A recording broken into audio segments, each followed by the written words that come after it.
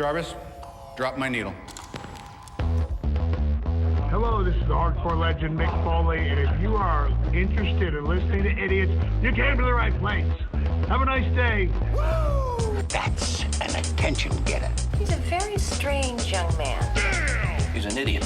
What we're dealing with here is a complete lack of respect for the law. Oh my God, he's an idiot. You know, of course, that you're out of your jurisdiction. Personally, I think you're an idiot. But that's the evidence in the car. But I was going into Toshi Station to pick up some power converters. Always like to keep my audience riveted. Greetings, ladies and gentlemen, friends and fiends, and welcome to Free Range Idiocy, the podcast about everything, but mostly just the stuff we like. Well, with the Royal Rumble complete, we are now officially on the road to WrestleMania. Now, did the car smoothly merge onto the wrestling superhighway, or did it skid onto a dirt road at full speed with a drunk at the wheel, a barrel full of meth in the trunk, and a pair of hookers in the back seat, shooting fully automatic weapons out the windows? And let's not talk about the iguana dangling from the rearview mirror. The ASPCA has been notified. Where was I? Oh, the Royal Rumble. Who won? Who lost? Did anyone use a bone saw when nobody was looking? We run it all down in this episode 234, our Royal Rumble review. I am your Uncle Todd, and with me, as always, the man who volunteered to shuttle wrestlers down to the ring on his scooter but couldn't get clearance through customs. He has been my partner in EDC for over 2 decades, and he has already declared himself for the 2027 Royal Rumble. I give you the man they called him. Yeah, they were looking at me and saying, "You're suspect." They would not let me through with said scooter. So they are correct. Well, fair enough. Got to call a spade a spade. Can't argue with that. Sound reasoning all around. But how are you, sir? Greetings and salutations on this fine free-range idiocy Friday. Salute. Salute. Oh, yes. Good times. Well... Has it been another month this week or what? I don't know. We're recording on the same night just to pull the curtain back. Oh, come on now. I was trying to kayfabe it up a little bit. Now you have to. Oh, Uncle Corny would be upset. He'd goozle you for that. You know, and I wouldn't even notice at this point. Honestly, we're into the WW Unreal portion of the thing here. Oh, good Lord. I'm too tired for kayfabe. Oh, man. But yes. All right. Well, we have some adjudicating to do here today. Do we not? I guess we do. That's why we're here. I was told to show up at this time, and here I am. There you go. Well, yes, we are. We have just watched the 2026 Royal Rumble, which, by the way, if you listen to the Week in Geek Wednesday episode, you'll know that there were no hair pieces knocked off in this event. So they had that going for them. However, there was a butt ton of glitter and other stuff from the Ladies' Rumble. As I put it in my notes, glitter and costume viscera were left all over the ring. Holy crap. I mean, kudos to the road crew for getting that thing cleaned up for the next match. And by the way, I believe the costume folks need to get a bonus after this event, because the fact that they had to come up with 30 different full body suits for these women. Holy moly. Well, if I'm remembering right, I mean, most wrestlers have like specific people they go to get their gear. Yes. So I mean, they're on the hook for all of it. So I don't know that WWE employs that many people who do the gimmicks. Oh, sorry. I when you said that, I thought they do have a fair number of folks that work on costuming, and there are folks that some of the wrestlers like to work with more. I don't mean to say like they don't like the other ones, but they develop a rapport with some people. You know what I mean? I wonder if they're so much employed by WWE, or if they're essentially like they're independent contractors they have relationships with, sort of, because it's the whole business model of wrestling has been like independent contractors. So it wouldn't make sense for me they'd actually pay someone if they could get away with like just referrals. You know what I mean? Mm-hmm. I don't know. We're probably thinking way too much about that, to be honest. Probably a little bit. But this was the 39th Royal Rumble, emanating, since we pulled the curtain back yesterday, Saturday, January 31st, 2026. Wow, you don't have to get so upset. Well, you ruined the magic of the moment. You know what I mean? Had to pull it back. Had to, live from Riyadh. Am I saying that right? You are actually. Oh, praise be to God Almighty. Thank you. Well, I mean, they only said it about 100,000 times. From Riyadh, Saudi Arabia, we had a 2 p.m. Eastern Standard Time start, 1 p.m. here Central Time in Chicago. A vacant lot in Riyadh, Saudi Arabia. Well, we got to talk about that for a moment. So says Michael Cole and Bad News Barrett, 25,000 fans, and my God, there was more lights than there were fans in the audience. It was very odd. Well, no, they had full seats. That's the thing. Like, that's why I don't like it when they did it, because it's a thing they're doing in a lot of stadiums. I couldn't tell. Well, that's what I don't like is the LED light being at every seat. Yeah. Because what they're trying to do is they're trying to create the effect of, well, I mean, real old school. They're trying to go back to like the card section when they would have stadiums. You hold up the card and this, and then you get like they had the flashlights and all that. And now you're getting into like when people go to like the Taylor Swift concerts or whatever, and they give you the wristband, that's hooked into the system, so then they can make, all these lights go off in different, they can have lights in different tiers and all that. Well, now they're just building it into the stadium. So if you looked at those seats, I don't know if it was I think it was to the left of each, like the back of the seats here. So then up here, there's a light, and they can program those because they would have them all over the place. But then when they just have it kind of on like dim, you can't really see the people in the seats. Like the people just disappear because you have a light above them, and then the person's sitting in a shadow. So there was times where I'm like, it looks like the section is empty, but then a light would sweep across and you see all the people. Yeah.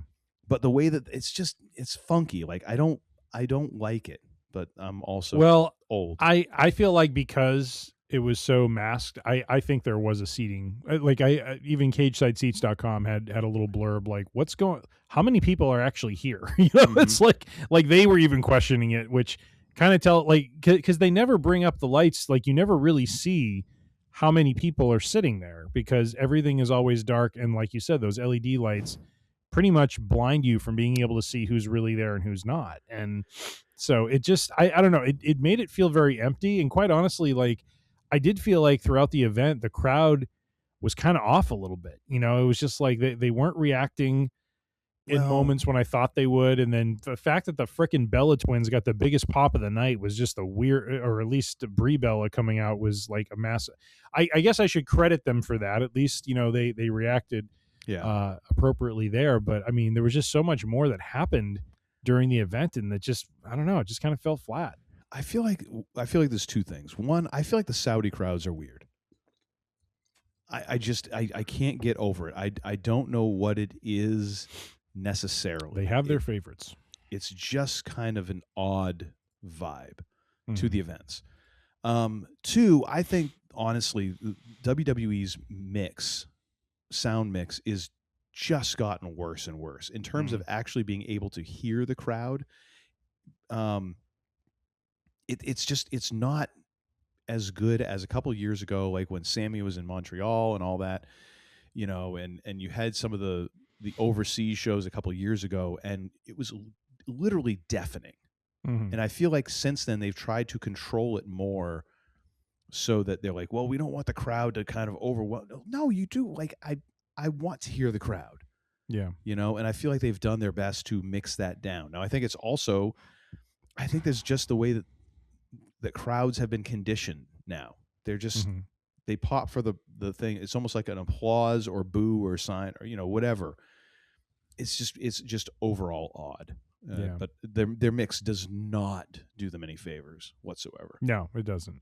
Not at all. Not at all.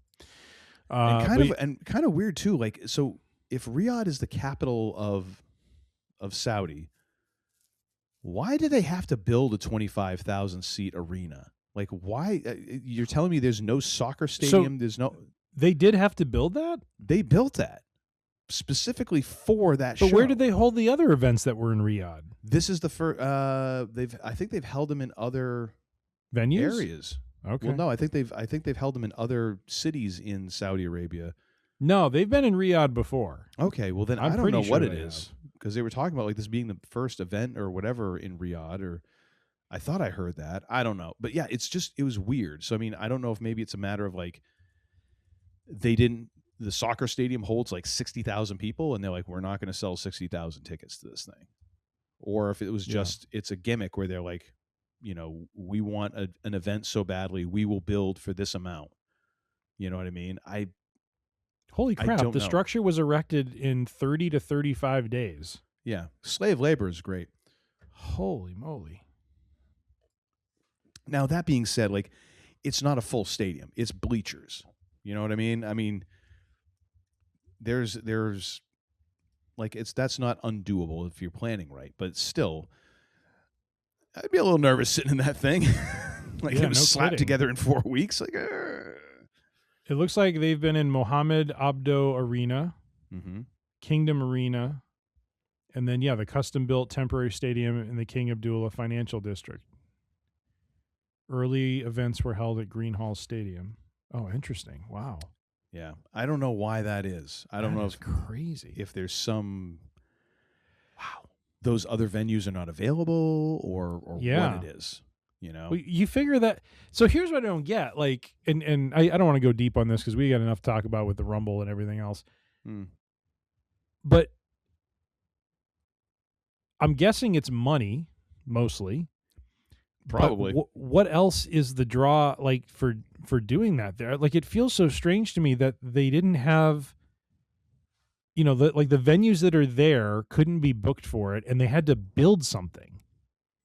Like, that just seems so weird to me for something that you would think is a, high profile, star-studded event. You know what I mean? Like, it's very odd, but I don't know. Maybe that's just how it is. Seems strange to me. So now I'm reading the AI overview here because it's to fulfill WWE's requirement for a massive custom design open air setting, hosting the event outside for the first time. So apparently the WWE had enough clout to say, we want this. Anyways. Interesting. Most interesting. But yes, 25,000 fans, according to Michael Cole and Wade Barrett. And this is the first Royal Rumble to emanate from Riyadh, Saudi Arabia. It is a 4-match card where we had 2 singles matches and then, of course, the women's and men's Royal Rumble match. We will go through this in card order. And we did, of course, as we ought to do, we prognosticated on this one a bit. We placed some wagers. We made some bets, all in the name of a contest where apparently no one wins anything. Now, if Uncle Todd wins at the end of this year, he's going to make his demands, even though I have asked what it is we're competing for, and apparently it's on me to figure out what that is and who's going to come up with it. So no, because you're owed something from last year, and you got nothing. We didn't agree on it, and you have not approached me with a reasonable demand. So, not sure what to tell you. Bottle of whiskey. Fine, done. I'll take care of it at the end of February. All right, sounds good. Just to be done with it. I'll take you to Binny's Beverage Depot. One bottle of like the lowest shelf they have. You got it. The most generic of the generic brands of whiskey that you can get. The best bottle of Members Mark whiskey that you can find. Oh my God. I got to tell you, over the weekend, so had a work event, and the drink package they got only allowed for Bullet to be poured, which is fine. Bullet's fine. I don't care. So I had that. And then we had an after thing at a bar not far from the venue that we were at. And when I went there, I'm just like, what do you have for bourbons? And I mean, just didn't have the greatest selection, but they had Bullet. I'm like, all right, I'm gonna go with what brought me to the game. I'm gonna go with Bullet. So that's what I did. For the one that brung you. That's right. Right. Now, when we were at Harry Carey's pre-event, I did have a double neat Woodford Reserve, which was very nice. So that's always a good pick. Just never been that into Woodford. Like I like the double oaked, but that's the only one that You suggested it to me when I got into bourbon. You highly, you were like, oh, you should start with Woodford. It's really good. Woodford, Maker's Mark. I'm trying to think what the other one was. So I never got a hint from you at that time that you didn't care for Woodford. That's interesting. It's not that I don't care for it. It's never been kind of my jammy jam. I think I might have suggested that just because it's like other people had recommended that. Just because I wouldn't hurt myself drinking it. Started me off easy. So didn't want to be like, hey, try this cask strength, 135 proof. All right, so there's this 140 proof one you got to try right out of the gates. Like, oh my sweet Lord, I'm burning up inside. You think that burns? Wait till it comes out the other end. Oh boy, oh boy. Yeah, bunghole will be whistling. All right, come all ye faithful. Let's move along. Good Lord, ladies and gentlemen, first match on the card. Shocking to everyone, I'm sure. And I say that because I would, all right, I'm going to say this. So it's a women's Royal Rumble match. Mm-hmm. During that match, and this made me so irate when this was said. Cole or Barrett, I forget which one did it, but one of them said, as they're talking about some of the, it's probably one of the NXT stars that came in. You probably know where I'm going with this. Oh, she's going to be a future main eventer. And I'm thinking, what main event exactly? Because you guys don't seem to put the women in that slot. They're curtain jerking pretty much at War Games and pretty much at Royal Rumble. Like, could we ever like flip it around and try to, let them kind of lead at the end? You know what I mean? I will say this is the first year that I was shocked Brock Lesnar went to the end of the War Games card. I figured for sure the men would go first that year because he's looking for the first jet out of there. Probably. Rant done. This was the first year that I actually was not as impressed with the women's Rumble as I was with the men's Rumble. Like this is really, yeah. Wow. This is the first year where I felt that the women's match was a little more lacking than the men's. That's interesting. Yeah. I didn't take a lot of detailed notes on this at all. Yeah.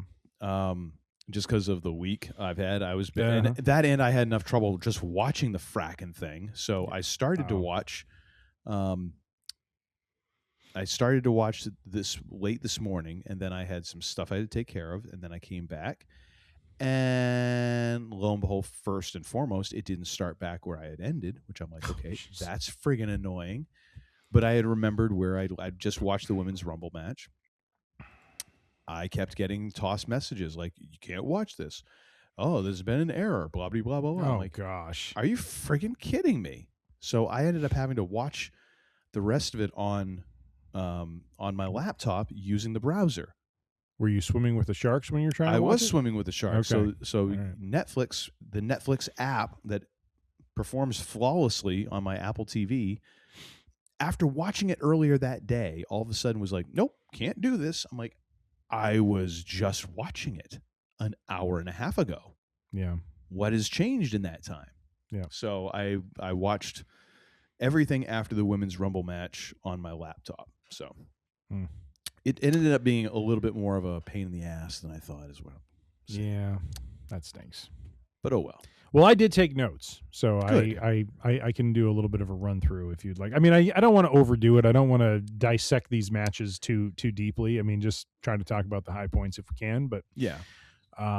But just to before we get into the women's Royal Rumble match, both Uncle Todd and I we picked 5 surprises. We picked 5 winners, potential winners. So I'm going to go through Uncle Todd. So his surprises. And of course, the way we did this was from 5 to 1. So if your top choice was a surprise, so in his case, Sol Ruca, who we will talk about, she was a surprise, plus 5 points for him. And then plus 4, Tiffany Stratton, plus 3, Blake Monroe, plus 2, Paige, and plus 1, Trish Stratus. For winners, Uncle Todd in his plus 5 slot, Tiffany Stratton, and then kind of moving down in the same way, Jordan Grace, Liv Morgan, Bianca Belair, and Chelsea Green. For me, my surprises were, and I was shocked. I for sure thought Bianca Belair was coming back. But Bianca Belair, AJ Lee, Tiffany Stratton, Blake Monroe, and Sol Ruca. And my winners, which winner, chicken dinner. I got it. Liv Morgan, baby. In my plus 5 slot, and then Bianca Belair, Rhea Ripley, Charlotte Flair, and Chelsea Green. So So there, what I will do is highlight for myself, and then I'll highlight for you unless you're already going to do it. But I got Liv Morgan as the winner. I got Tiffany Stratton as a surprise, and Sol Ruca as a surprise. You, sir, got Liv Morgan in the +3 slot for the winner, so you got 3 points for her. And then, as you have correctly highlighted, Sol Ruca and Tiffany Stratton at 5 and 4. All right, so let's get into it. So I do understand to a degree why you were not as maybe high on the women's rumble as the men's rumble, but I felt like the women's rumble started off a little bumpy, but got really good toward the end. You know what I mean? The men's rumble had some rough spots, which we'll talk about. But the first rough spot with the women's rumble was Charlotte and Alexa, because I get they're trying to maintain the frenemy.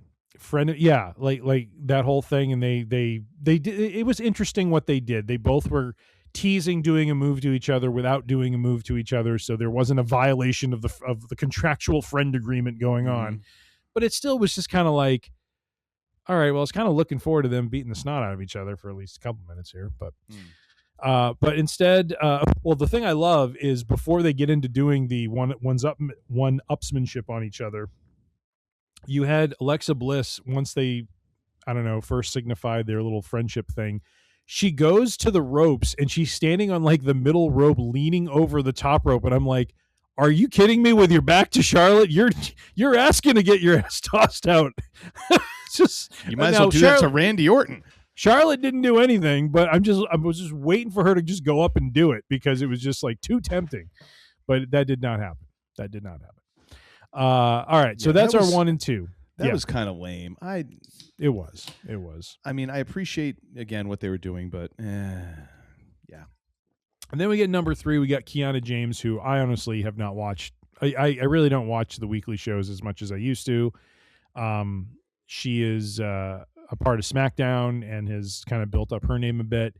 I did feel for some of these women, they would come out and the crowd was completely quiet. Like, I had a feeling if this was a U.S. crowd, not that there would be, popping like crazy for all of them, but I think there'd be a little bit more of a reaction attuned to whatever stories are going on.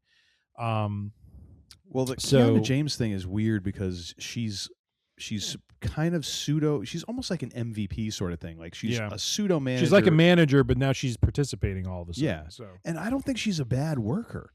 I just think that she is so tied to Julia. Yeah. And honestly, Julia I don't feel like there's that much heat with her. Like it's. I feel like Julia is like Stephanie Vicaire light. Is what I feel like. Like she and Stephanie came in at the same time, and I felt like Julia was dwarfed by Stephanie.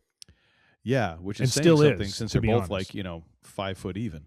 Yeah, but yeah, if anything, like she was a bit of a bright spot for me kind of early on because I'm like, oh, okay, she does kind of do something more than talk, But yeah, I definitely get that one where it's like, I don't even know if a U.S. crowd is really popping for her. You know what I mean?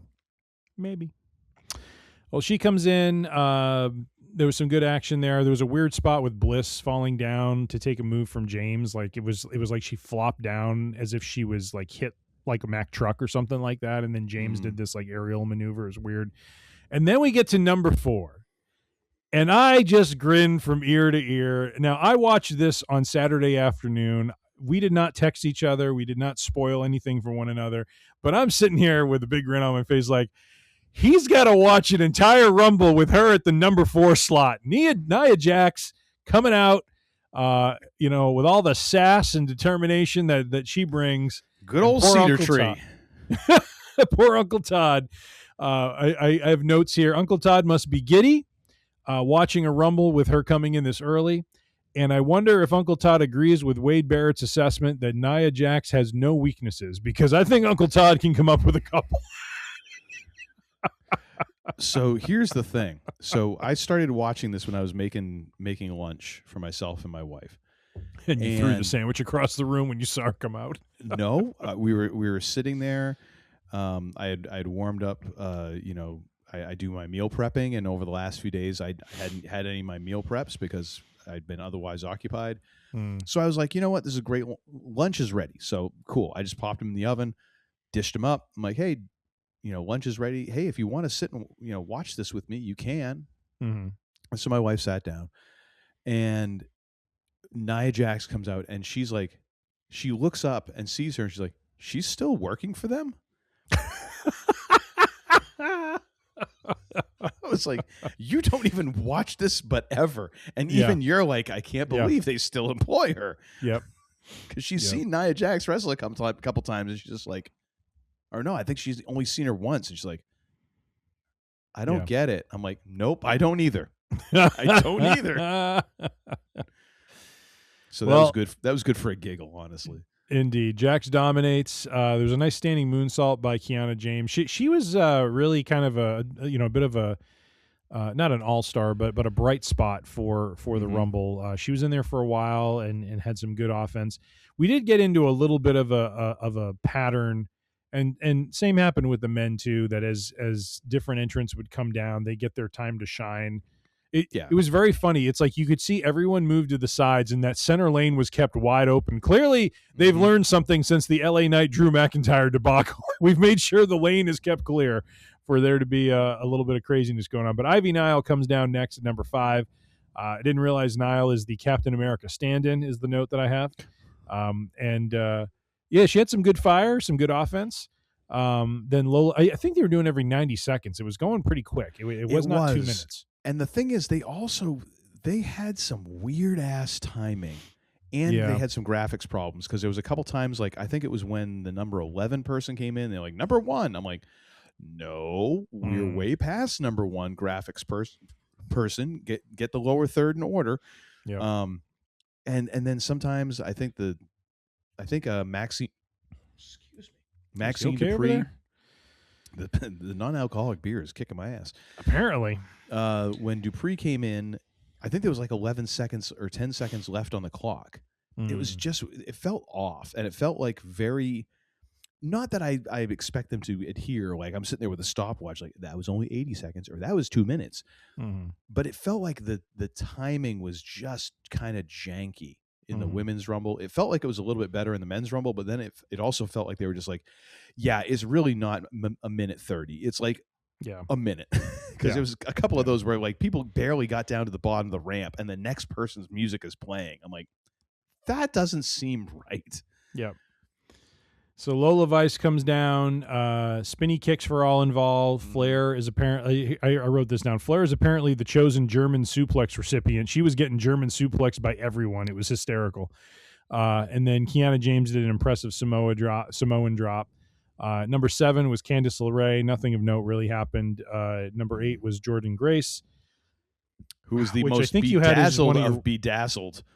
Yes, she was one of your winners, right? Yeah.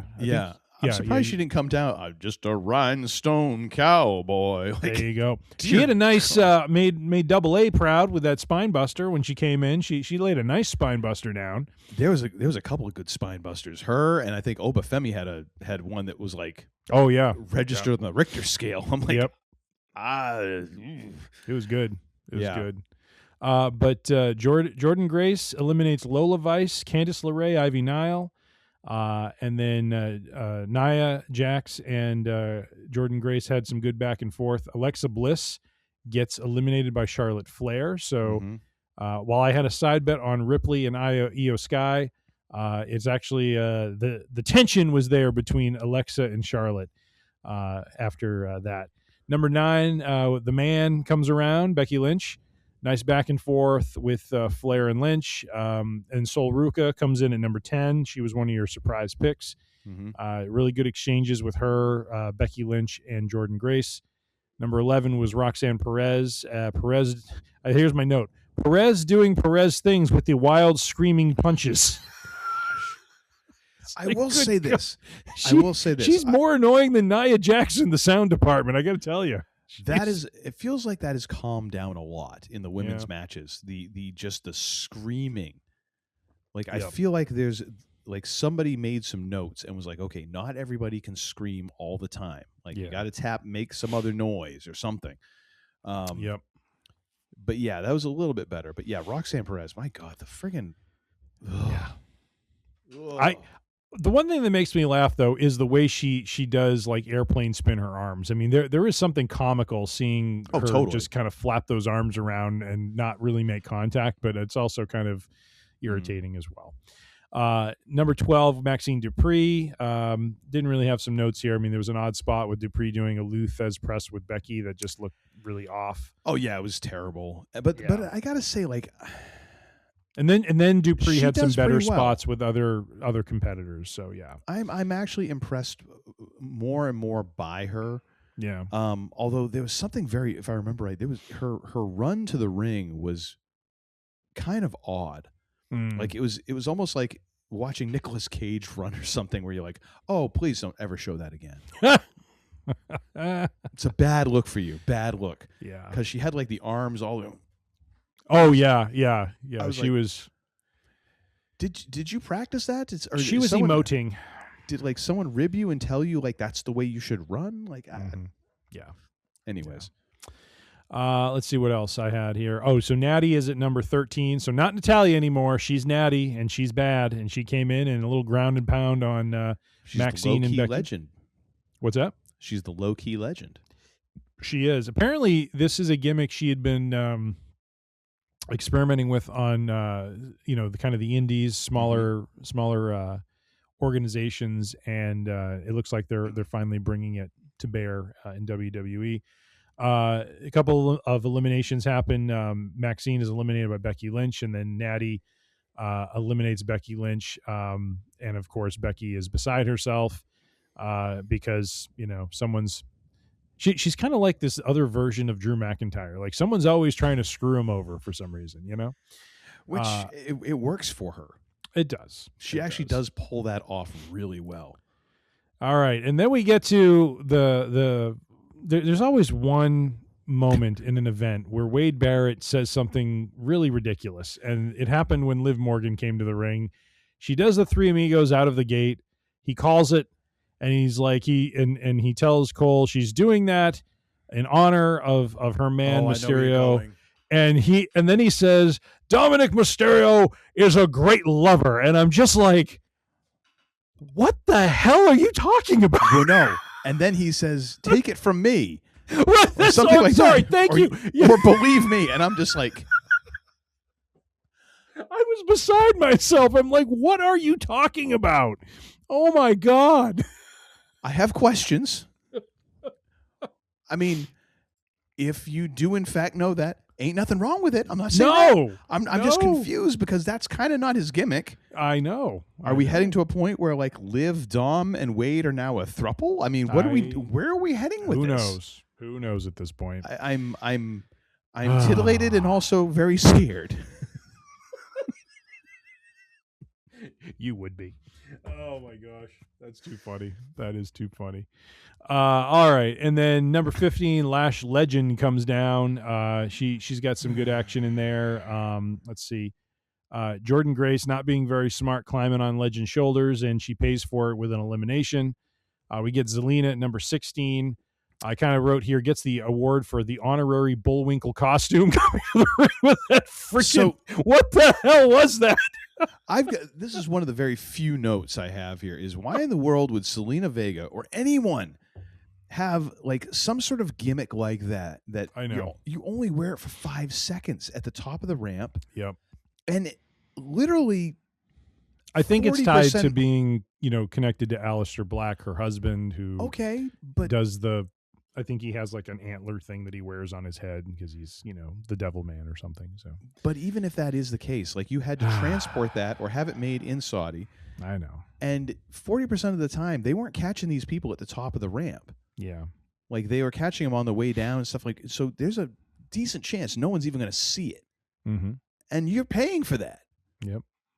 Why? Like, geez, it seems like it's such a waste of time and money. Yeah. No, it does. It does. Let's see. What do we have after this? So, then Raquel Rodriguez is next at 17. Liv and Roxanne attacking Legend was interesting, getting, the Judgment Day together and kind of double teaming people. We have Raquel Rodriguez eliminate Kiana James. And then we have Chelsea Green, who once again is entertaining as all hell. I love the whole idea of her trying to like, throw in with the Judgment Day, and they have to like, huddle up, and then they slap the crap out of her. Well, she got a decent pop too coming out. She did. Oh yeah. And then she laid a nasty slap on Liv too. I mean, she like let that sucker fly. And that got a pop too. It was like, that did. Supposedly everyone involved here is a heel, but I kind of think the crowd's trying to tell you something different. That's right. Number 19, Julia. She had some nice fire. I do have a note. Zelina is still in there, and I had no idea. I just happened to see her mane go by on frame, and I'm like, oh, she's still in this? I had no clue. That is the problem with these Rumble matches sometimes. They get so crowded at one point, Yes. you're like, oh, I forgot they were still in. Yes. And then we have Chelsea Green getting the comic assistance from Alba Fire, who goes on her hands and knees, providing a human stool for, I shouldn't say it that way, a human, what do you call it? What would you call that? Table? Human table? Step? There we go, a step. So Chelsea is not eliminated. And somewhere Otis is like, oh, yeah. Yep. Number 20, Io Sky. I don't know how I feel about those uppercuts she throws. They're kind of a little weak looking, Yeah. But some good action there. Number 21 is ASPCA. Great standoff between the Japanese ladies, Io Sky, Julia, and ASPCA. They all, at some point, were, I think, in that Stardom organization that I've heard of that was in Japan. And so it was kind of cool to see them face off. And then nasty kick by ASPCA on Julia. Like they were double teaming on Io Sky, and then Julia had Io in some move, and ASPCA just leveled her with a kick. It was just like, holy crap. And then number 22, we get Rhea Ripley in all her glory, cleaning house. Zelina gets eliminated by Julia, and then we have Rhea, who eliminates Chelsea Green and Roxanne Perez. We get Bayley at number 23. Nice save by Sol Ruka to not be eliminated by Bayley. She looked like she was about to get thrown out, and she just I don't know, she did something that was Sol Ruka is amazing. She's really good. She's really good. I did have this note: the chops on the covered chest still bugs the crap out of me, because it's just like when they lay these chops and they're wearing like full regalia, it just, I don't know, it just loses something. You know what I mean? Yeah. I mean, what are you going to do? It's a requirement of them doing these shows in Saudi, so whatever. I'm surprised you're so subdued about that. You're usually a little bit more passionate about the logistics there. I've just come to accept it. It's lame because it just is. I don't want to go on a rant about it, but it's not like it's an unknown. Like it's this is a condition of them doing shows there, so whatever. I don't own WWE stock or TKO stock or whatever, and I don't have a say in it. So, I will say you do get some very weird ones, like Charlotte's outfit for this Rumble felt very much like it was from the John Morrison collection. There was something there that I'm like, where you kind of look like a 1970s, like the beige and tan couches, but with more sparkles. Yeah. Like it was very weird. Like I'm like, I think my parents had that couch at one point when I was growing up. Like, did you skin my parents' couch to make those pants? Like that's interesting. That's funny. But yeah, some of it is just it's lame, and I get it with the chops. Yeah. But I mean, then again, like the chops with the ladies is also, it's a little bit interesting because you got to really watch how much you do that, because you don't want to have a malfunction, and you also don't want guys tuning in just for that. So yeah, that's all I got to say about that. All right. Number 24, JC Jane. Nice offense by Jane. Nice fighting between Ripley and Natty. That was good. And then Natty gets eliminated by Liv Morgan with was it Oblivion on the outside, I think? Or was that? It was like a top rope Oblivion or something. It was. Yeah. Like Natty was out on the apron, and I think she might have caught her and laid it on her, and that sprung her out that way or something. So we got Nikki Bella, which I forget. Did you have her as a surprise? No. Okay. I kind of figured we were done with the Bellas, but apparently not. No. So good fire from her. 26, Lyra Valkyria. Lyra. There it is. Nice exchange with Valkyria and Lash Legend. Nice submission maneuver by Julia on Valkyria. And then I have nice save from elimination by Julia. I was really impressed with... Oh, sorry, go ahead. No, I was going to say, and then Julia gets eliminated by Lyra. I was very impressed with Lyra in this match. I felt like she was really good. She was. Kind of going back to, Unreal, where a lot of the people were saying, "Oh my gosh," and is Lyra really getting punished for this? And LA Knight's getting read the riot act and all that stuff. Yeah, I think that there was a couple people people are really dumb about this stuff, and they think that this is like they're burying these people. It's like if they were burying them, they wouldn't be on the show. Mm-hmm. Like they're setting them up. Yep. For a big push, which we saw. Yep. I think in the Rumble for both people there who were talked about, like, oh my gosh, they're just tearing these people down. The one who I will say I think is like pseudo accurate in terms of is getting the short end of the stick is Chelsea Green. Mm-hmm. That is the one. But I watched a couple of episodes of that and I was like, yeah, and a lot of those people were just full of crap. Like the internet hot takes were just like totally off base, I think. Yeah. Yeah. But yeah, I thought Lyra was really good in that match. It kind of showed like a lot of that promise that, Becky talking her up and all that. It's like she was solid, really good. Yeah. Number 27, Kalani Jordan, who had some nice gymnastic style offense. Number 28, Kari Zane, which Uncle Todd texted me on that one because Kari decided to run to the ring holding the telescope. And he's like, and you texted me and you're like, why does she have the, what's going on there? And I'm just like, I don't know. I think she's scouting the field or something like that. Well, she's got like the old school spyglass. And I'm like, are you doing like night school for piracy for a second career after wrestling is done? Like, what is this? So here's the weird thing. She had a pirate kind of gimmick when she was introduced as a solo act, but she's been with Asuka for so long that I think people forget that. And I don't know why they don't move her away from that because she really doesn't do anything with that anymore because she's with Asuka. So have her and Asuka be, a pair like they've been. Just give her, they don't have to have the same music, but like get off this pirate thing because they only ever bring that out when she comes out in an individual capacity. It's weird. It is weird.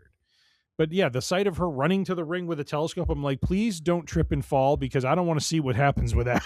Yeah. It's like, doink. Oh, my eye. Yeah. So she goes right after Io. Io, pushes Zayn into Asuka was great.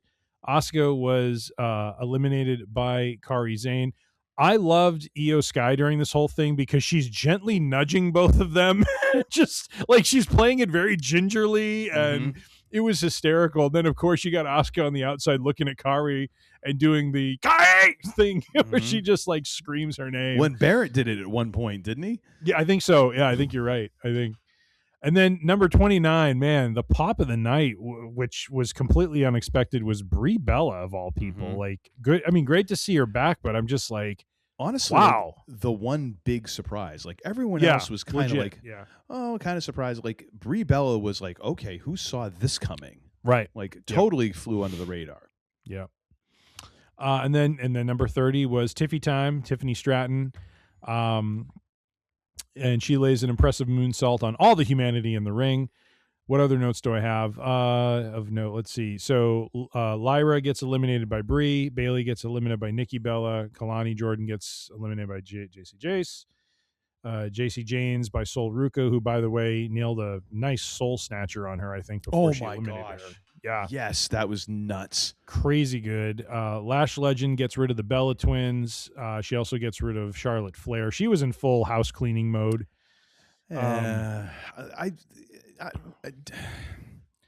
Here's my opinion. I'm curious. You're not bought in? What you think. I feel like the commentators desperately trying to put over Lash Legend for that flurry of eliminations. It felt like before that, like she came in, she did a couple things, and then she kind of mostly just stood around. She was a non-factor. And even kind of the stuff that she was doing, I'm like, there's just not a lot of personality there. It's almost like, okay, so we've gotten younger Nia Jax. Like your gimmick is you're big. And that's also your personality. I think she's still better than Nia. And that's also like just the totality of it. I'm like, there's nothing really about the total package of her character that I'm like, there's nothing I really care about, which again puts her somewhat in the Nia Jax mode. It's like, you're like, there's nothing there that really makes me want to be like, okay, let me see more of this person. Like, absolutely mediocre entrance music. Yeah. Again, Nia Jax. Like, there's just so many parallels there. I'm like, why would we want to recreate this? Like, dear sweet Lord, like, work a little bit more with this person or on the creative side of it, and like, give me something to grab a hold of here that's interesting about them, rather than, wow, look at her size. Okay. And like, it's not 1973 anymore, and just Andre the Giant is like, well, he's big and that's his thing. Like, even Andre had a little bit of personality to him. Anyways, I just something about her, I'm just like, I need an actual reason to care. Am I totally off base here? I think a little bit. I think they're building her up, and she's got the size. I think she has potential for, there to be some charisma shown. I just think in that setting, maybe she just got lost in some of the noise, But I feel like they brought her to focus with all these eliminations, having her be kind of the workhorse of this Rumble in terms of that. So they definitely want to push the living snot out of her, for sure. And I think when she's in that sort of monster mode, I think she does shine through, at least for me. So so Io gets tossed by Lash Legend. Let's see, good back and forth with Legend and Ripley. The clothesline contest between Lash Legend and Raquel Rodriguez was funny. Lash gets eliminated by Rhea. Raquel gets eliminated by Liv. So you had Charlotte and Alexa. You have Liv and Raquel now. So basically, out of the three possible ones, I picked the wrong duo to assume there would be tension, because Charlotte and Alexa had a little tension, but Liv and Raquel, like, I'm hoping we're going to see some tension play out from now through WrestleMania. It's not just going to be Raquel falling into line, because she looked pissed after rightfully so. I have a note here. We're down to 3. It's great to see Sol Ruca still in it. I thought that was really cool for her. And then here's my note. So much glitter and costume viscera on the mat. It was just like, it's like the culmination of 30 outfits just shedding in the middle of this ring. Yeah, it's like you had like you had 20 Persian cats in there all of a sudden, and they were all fighting. It's just fur and like, oh my gosh. I didn't notice it till the very end, where I'm like, oh, what's going on here? Yeah. But let's see. And then I had there was a double soul snatcher that was done, I think. Sol Ruca laid that out on Tiffany and Liv. And then they're all on the outside on the apron.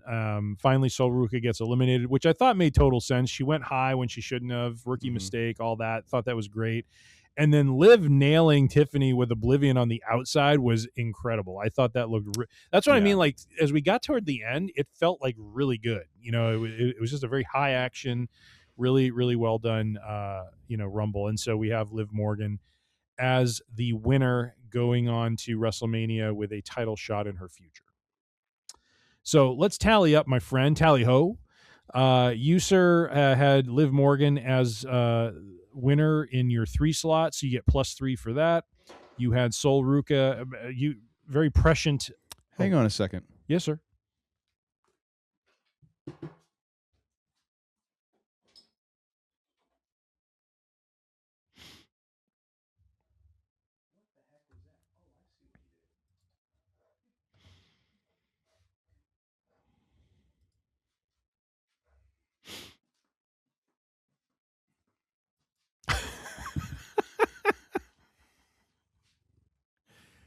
Well, hello there. Rare.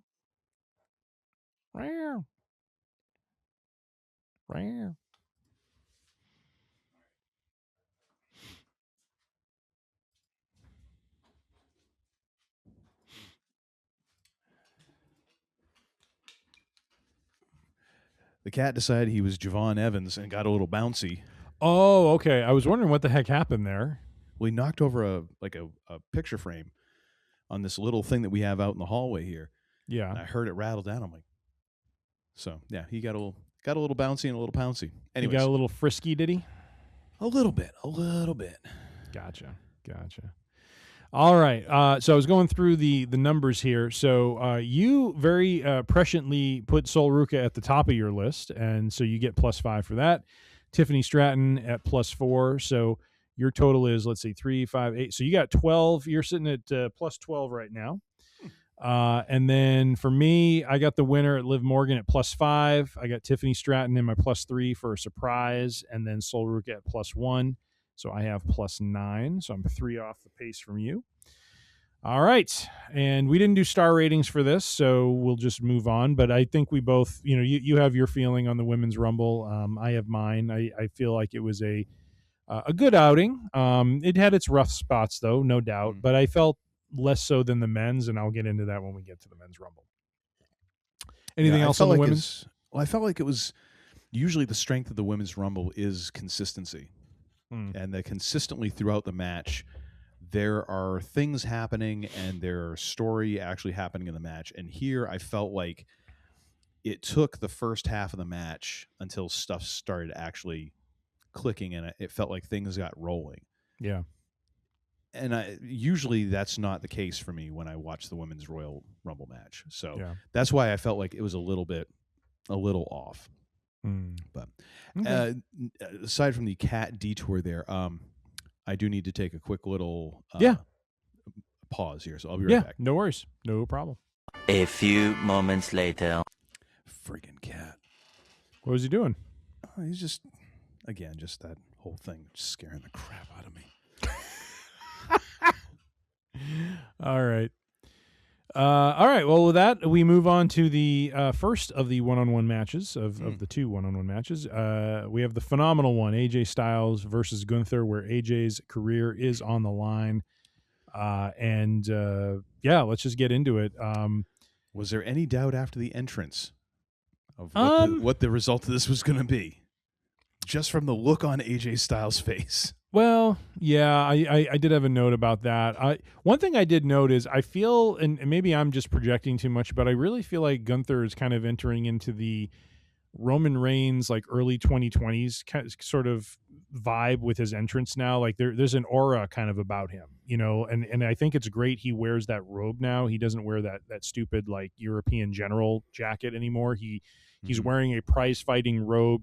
He just looks like a legit threat, when he comes to the ring. And now with Goldberg, and again, I think this was the reason they did this with Goldberg and Cena under his belt, and now Styles, like he carries this sort of like real, kind of dread that you have. Like, shoot, this guy does not seem to get put down by people who are putting their careers on the line, And so I don't know. I kind of got a vibe from him like that, where I don't know why this time and not in prior times, but I just like, okay, I think he's kind of starting to get into that different territory now where, he doesn't need a world title belt. He's held it twice. He's had numerous accolades where he's held titles for long periods of time. And he just seems to now be like, he is now an attraction unto himself. And that was the thing with Reigns. It's like when Reigns would come to the ring, yes, he had the belts, but it was something about Heyman holding the belts, handing them to him. Like, it was just like he felt like an attraction, like he felt different from other wrestlers. And Gunther, I think, is now kind of is hitting that echelon with the way he's been presented. So, which is great. I mean, considering this is what we've got after he lost the heavyweight championship to CM Punk, so he hasn't lost anything in the process, which is great. I love in the beginning, there was a great vibe in the match. I felt like the crowd was hanging on like every move Style was doing. But what was your kind of thought at the start of the match? I mean, start of the match, obviously, like the intro for me started with AJ Styles, where I was like, yeah, this is it. I loved how it was AJ Styles going after the legs. Yeah. And really kind of that old school, like it wasn't spot. It was literally the psychology of like, okay, he's got to chop him down. He's going to go for the legs. He's going to try and submit him. That's his submission, is the calf crusher. So he's going to try and weaken his legs. And I love how Gunther was selling it in the Rumble match at the end of the night. Like he was selling the fact that his legs had been worn out. Yeah. I was amazed. I'm just watching AJ Styles. I'm like, for God's sake, this guy is younger than I am, looks tremendous, moves still with amazing agility and grace. Is like, it is the type of thing where you're like, why would you retire? But then I'm like, probably because he's like, I can still move around like that. That's why. Yeah. So I get it. But no, I was just, again, thoroughly impressed by him, and one of those guys where I'm like, I wasn't watching wrestling, when his career was really in its height for TNA or any of that. So or even his earlier part of his run in WWE. So I am glad that I got a chance to watch what I have watched, because the dude is amazing to watch. Yeah. And managed to make pretty much anything and anyone look good. Yeah. So him and Gunther was a real treat, to be able to see them, because like you said, Gunther is the current attraction. Like he is, they're building him up to be this legend killer. Yep. And in a way they did differently from Randy, because Randy Orton didn't feel this way. Like it was more of kind of a, he was a pain in the rear end sort of, I don't want to say peon, but he was kind of a 1, 2, 3 kid heel doing this gimmick where he was slapping around the legends and stuff like that. Because Randy was attacking guys who had already retired. Gunther's actually putting guys into retirement. Yeah. That's very different. So yeah. So all of that was great. And just also the way that he was, man, he was willing to bump his ass off for Gunther. Yeah. Especially the time when Gunther like kicked him out onto the floor and bounced. Yep. Ladies and gentlemen, question out there for everyone. Do you know how much force it takes to make the human body bounce? It's called a metric shitload. That's very scientific of you, sir. It's a lot.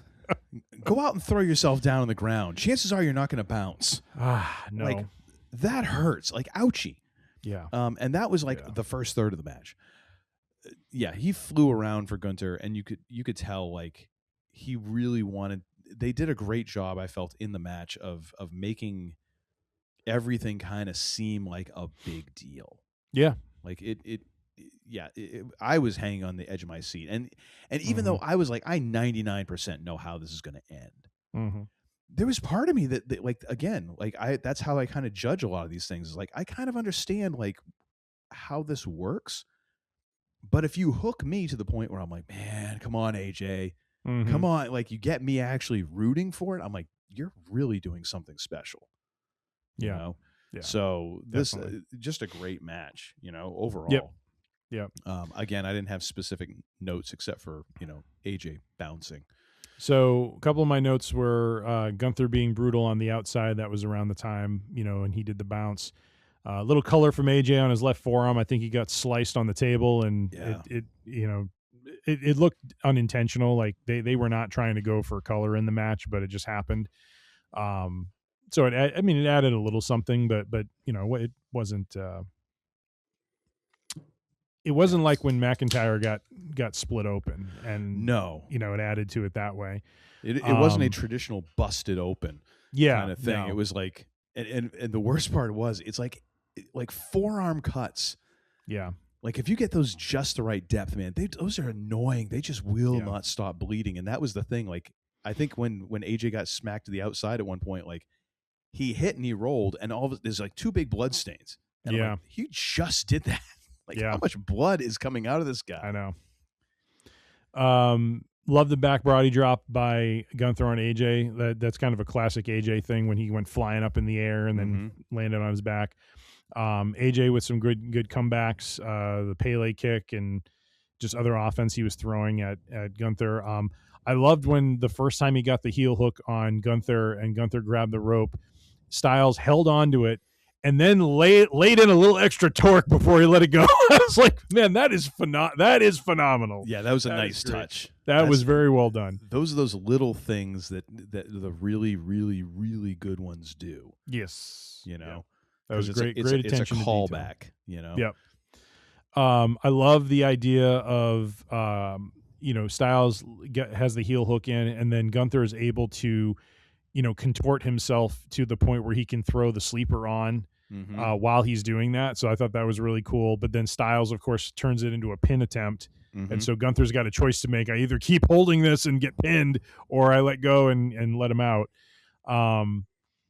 Love the reversal that Styles did on the power bomb. Love the springboard 450 that Styles did. That was incredible. Styles Clash was great. Do that. The guy just has amazing control over his body. He just is. I mean, that's where he's like Shawn Michaels level. Like you can tell he has total control of his body. Yeah, but Shawn could never do that. Well, come on. Even never Shawn Michaels will tell you, like, hell no, I didn't do that. Well, I don't know. Shawn could control his body. You know he could, but I'm just saying, like, just the control with the acrobatic ease. Yeah, that's the next level beyond that. Yeah. Hits a style clash, nice near fall. The whole thing where Gunther does the low blow and then into a power bomb was great. Great call by Barrett and Cole, just saying like, okay, now we know Gunther's getting desperate because he's having to resort to that.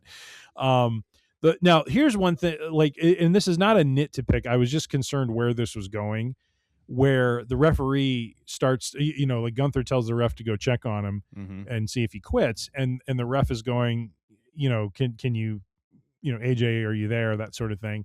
And then Gunther's like, chopping the crap out of him, beating on him. And Styles isn't defending himself. And I'm like, my God, if they have the ref ring the bell because he's not defending himself and that's how this ends, that's going to suck. Well, I think it was interesting that they toyed with that, because they also mentioned that this is a referee who had done a ton of his matches. Yeah. And it was getting to the point where he's literally like trying to keep Gunther off of him to give Styles a chance to recover. Like you could see that there was playing up the fact that like the referee has almost become this, the surrogate for the crowd in the ring of like, dude, come on. Are you give him a second, He can get up like this. And yeah, I kind of like how they toyed with that. I like how they didn't take it out to that extent though. Right. They didn't take it out to that conclusion. That would have been a cheap way to end the match. It would have. Absolutely. The one thing I had a question for you, because you know a bit more about AJ Styles than I do. The whole like dusting himself off, like does that have any special meaning, or was that just sort of like a thing that he did? When did he do that? He did it a couple times. Like I think he did it at least twice towards the end of the match, after he had kind of gotten up, after how he got that second win. It might have been a thing that he used to do. Okay. Sorry, I'm just checking something on my desk here. You got a cat there as well?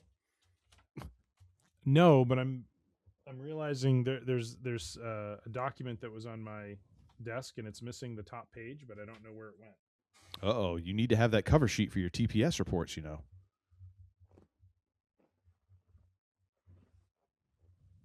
Or not. I think I'm fine. I guess okay. I thought it was another page, but it's the top page. I don't know. That's I noticed him do that too, and I don't know if that's a callback to something or not. I mean, I watched Styles in TNA when TNA first became a thing, and I mean not in the very, very beginning, but just when they had a TV deal with, I think it was TNN at the time or something like that, and I don't remember that being part of his shtick, but it might have been. So yeah, probably there was some meaning to it, because he's not someone to do something like that without it meaning something. So yeah. So let's see. Love the fire up from AJ after he was getting beaten down. That was great. And then the sleeper gets thrown on and he doesn't quit, doesn't break the hold.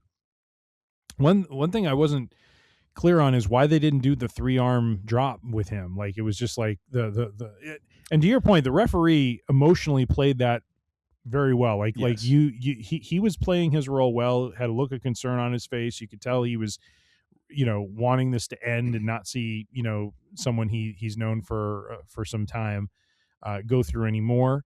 But he wouldn't quit. But he does the one arm drop and calls it. And I thought that was a little weird because typically, even if 3-arm drop anymore, do they? They did it for Cena. They did? Oh. They did. They did. So I don't know. I don't know what changed there, but I got to say, top to bottom, this was what I thought it was going to be. Yeah. This was really well done. The emotion of the match was really well done. They took us on a roller coaster ride. Gunther looked brutal. AJ looked, plucky and, wanting to hang on to his career. I don't know what it means at the end when he started to take his gloves off and go put him down, and then he put him back on and walked out. I've kind of read some things that he might, not that he would wrestle, but he might be doing some things maybe for TNA, potentially, which, you've alluded to, like maybe he finished his career there or something. But I mean, the steps of the match where he is, his career is over. So, and then on Cage Side Seats today, I saw that Triple H was quoted, I guess I didn't watch the post show, but he was a little surprised by all this too. Like, not the result of the match, but he had thought AJ was going to want to go deeper into the year, but it sounds like he wanted to wrap up, here at the 10-year anniversary of his tenure with WWE. So makes sense. So yeah, so I gave this one, I gave it 4.5 stars. I mean, I'm not going to say it was perfect. There's nothing that stands out that I didn't like. I don't know that it was the perfect match, but it was just really, really well done, and it was structured in a great way to play with the emotions of the crowd and tease that whole idea of him losing and retiring and all that. So yeah, I gave it 4.5. What about you? I went with 4.25. All right, just felt right. So Gunther. So I did 4.5. You did 4.25. So it's a push. I don't think we do anything on a tie, or maybe we each get. So we get +1 for the winner. Oh, maybe this is where we get the 0.5 from, because we got to split the point, because we each basically guessed the rating that we put in. So I'll go 10.5 and then you'll go 13.5. Radio. All right, we move on to the undisputed WWE Championship with the champion Drew McIntyre defending against Sami Zayn. What about you, sir? Oh, by the way, I didn't get into this at the Women's Rumble thing, but that announcer, Mark Nash, I really got annoyed with him. Oh, yeah.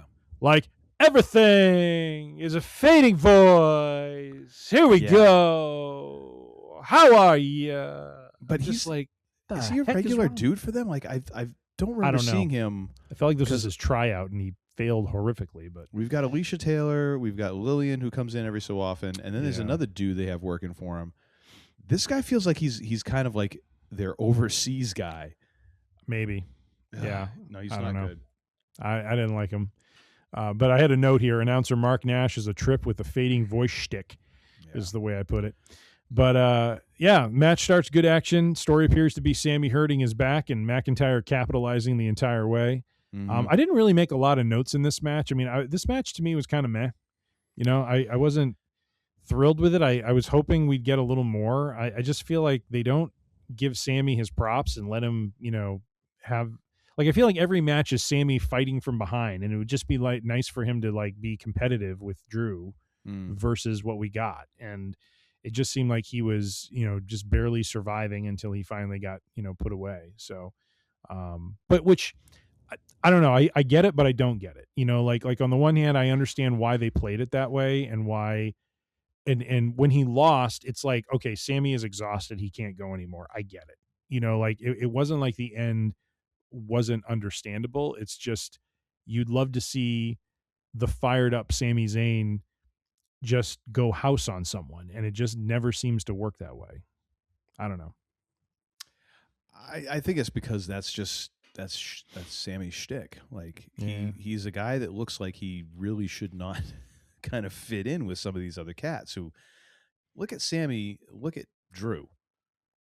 Sammy looks like he's barely ever hit, like he's walked past a gym. He has not really walked into a gym all that often. Now, there is the thing of I keep on feeling like I'm throwing like little bits of fur or like glitter, from the inside of, because I'm sitting here. I've got my hands in the pocket of my hoodie, and every time I come out, I feel like the inside of that is shedding and it's catching on my hand, and I'm like, nice. But I feel like, and I'm not saying that Sammy doesn't work hard or anything like that. Like Mick Foley, you'd commented on this on his book, like he would work out, but at the same time, like his body was just not predisposed to carrying tons of muscle. Mm-hmm. And as he puts it, he's like, I never felt the need to chemically enhance that. Mm-hmm. Sammy might be just another one of those guys where it's like, in a lot of ways, he's probably just doing preventative maintenance so much that he's not going out to like really build a huge physique. Like that's just not his thing. Yeah.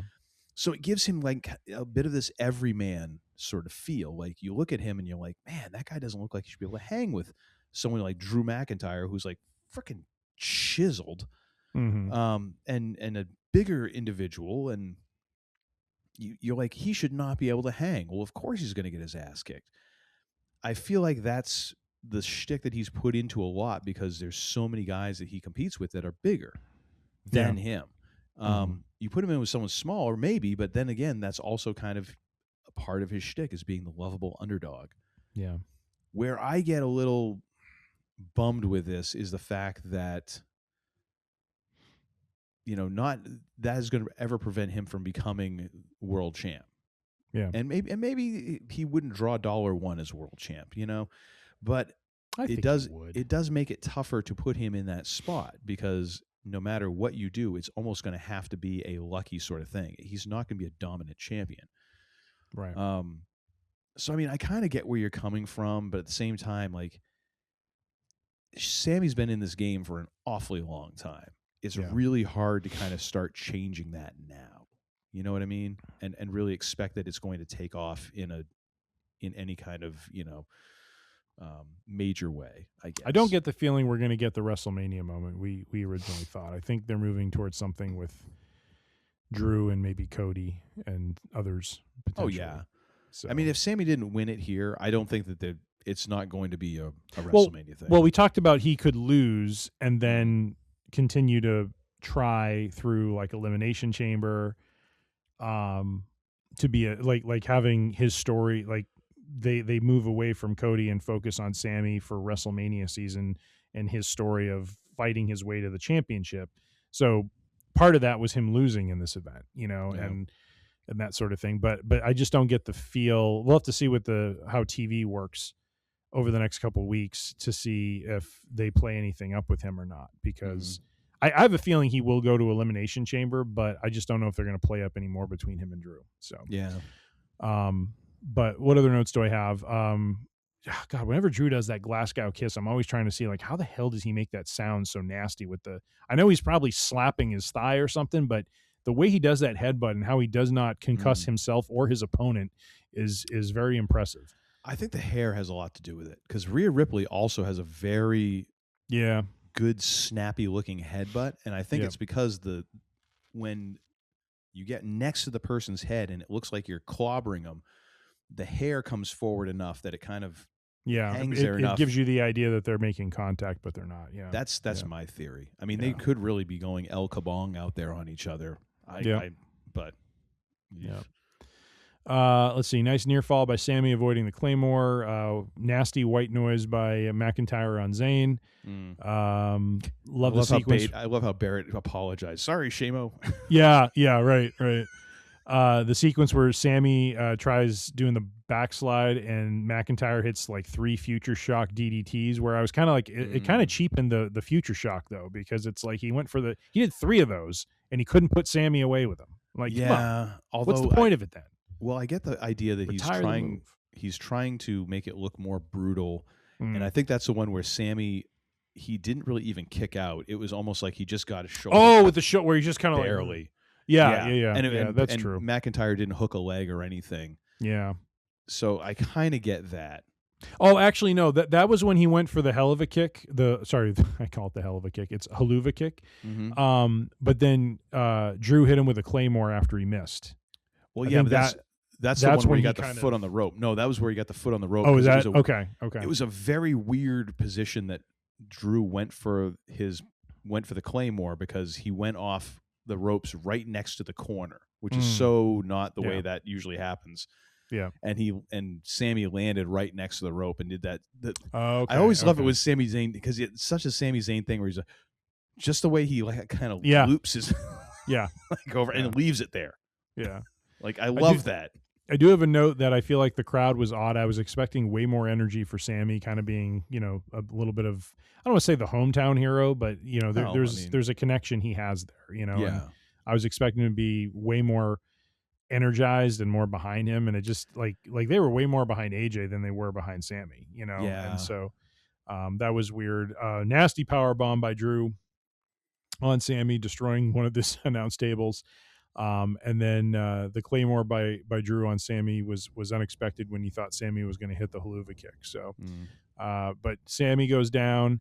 The action was good. I don't go 4 on this. I went 3.5 because I just was like, this was good. It was above average, and I think as the match went on, it got better.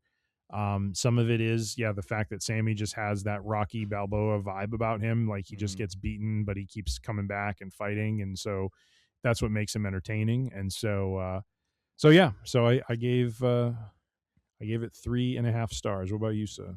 I went 3 3/4 stars. It was a little bit better than what I thought it was going to be. So we both went I went 0.25 down. You went 0.25 up. So we're going to split this point again now. Oh, that's good. But it was I felt like it was a good match. I mean, like I said, the Saudi crowd is just weird. Like I feel like it's such an attraction, It's not really, I don't know how to put it. Yeah. Just the fact that it's they get so few shows, it's like they just react differently. I don't know. Yep. But yeah. All right. Well, I got the winner on that one, so +2 for me, and then we're each going to get half a point for being basically even on the stars. So we now even our scores out. I am at 13, and you are +14. So I'm down by 1. Down by 1. All right. We get to the main event. The main event, the Men's Royal Rumble, where, ladies and gentlemen, I got to tell you, when number 1 hit and I saw it was Obafemi, I'm like, oh, sweet Lord, someone must listen to this show, because we're going to get Oba, we're going to get Penta, we're going to get Roman, and we're going to see them all clog the aisle, just trying to get their entrances done in a reasonable amount of time. I do have a note about Roman Reigns later on about that, though, because he was uncharacteristically moving. Oh, yeah. But I'm thinking that, like, as he's heading out through the curtain, Triple H is like, H is giving him the move it, put a wiggle in it. Put some stank on it. Come on now. We're paying you good money for this appearance. But Obafemi, he struts his way to the ring, and my note here is actually made it to the ring in a reasonable amount of time. And then number 2, as announced by Paul Heyman on SmackDown, Braun Breaker is number 2. But as Breaker is coming down, he gets attacked by a hooded figure. The ballyhoo and tomfoolery. Mm-hmm. But nonetheless, Breaker goes in, rocked, and Obafemi wastes no time eliminating him. So that was really strange, because the Vision was, I was really curious to see what was going to happen with the Vision in this one, where they were all going to coordinate and try to help Braun win. Who do you think is the hooded figure? Was that Seth freaking Rollins just not using his shoulder? Was it Logan Paul? Was it It's definitely not Logan Paul. Like he was a smaller guy. I think it's either Seth Rollins or it's someone who's standing in for Seth Rollins. Okay. That's my thought. All right. Maybe they're trying to get this so that they're going to plan this out so that the reveal will be when it's Seth Rollins. I can't think of who else it would be. That's the thing. Like it's definitely not Jericho. Because there's absolutely no way that you're going to pull off that Jericho. People are going to see him afterwards and the way that he moves and then go, oh, yeah, those are the same 2 people.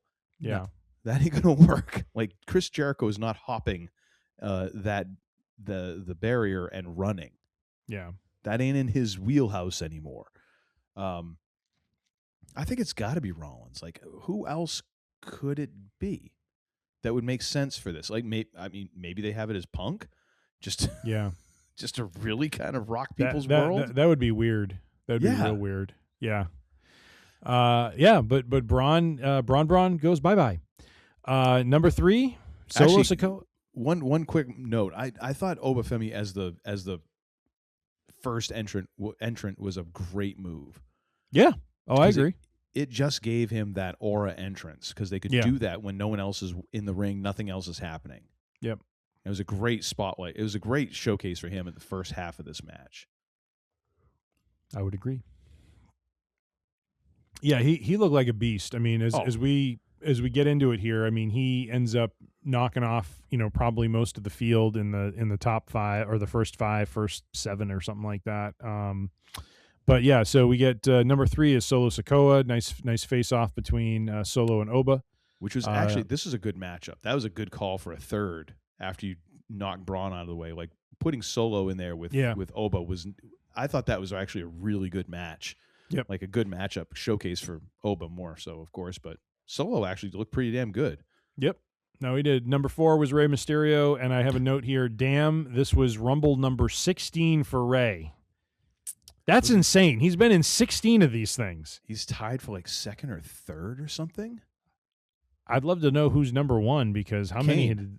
Oh, Kane is. Oh, okay. That would make sense. Because Miz is now number 2 with 17. Okay. Crazy. Insane. That's insane. Number 5 was Rusev. He is eliminated by Obafemi, as is Solo, as is Rey. So Oba basically cleans house as soon as Rusev shows up. Then we get Matt Cardona at number 6. Good offense by Cardona for a little bit, but Obafemi takes care of business on him and dumps him over the ropes. Then we get number 7, Damian Priest. And Femi looks like a beast against Priest. I mean, he's just like laying into him, and it looked really good. No elimination here.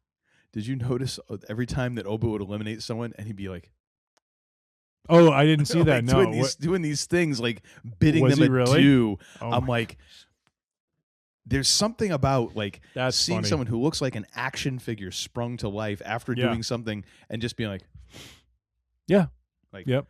That's almost more terrifying than what you just did. Yeah, for some reason. Yep.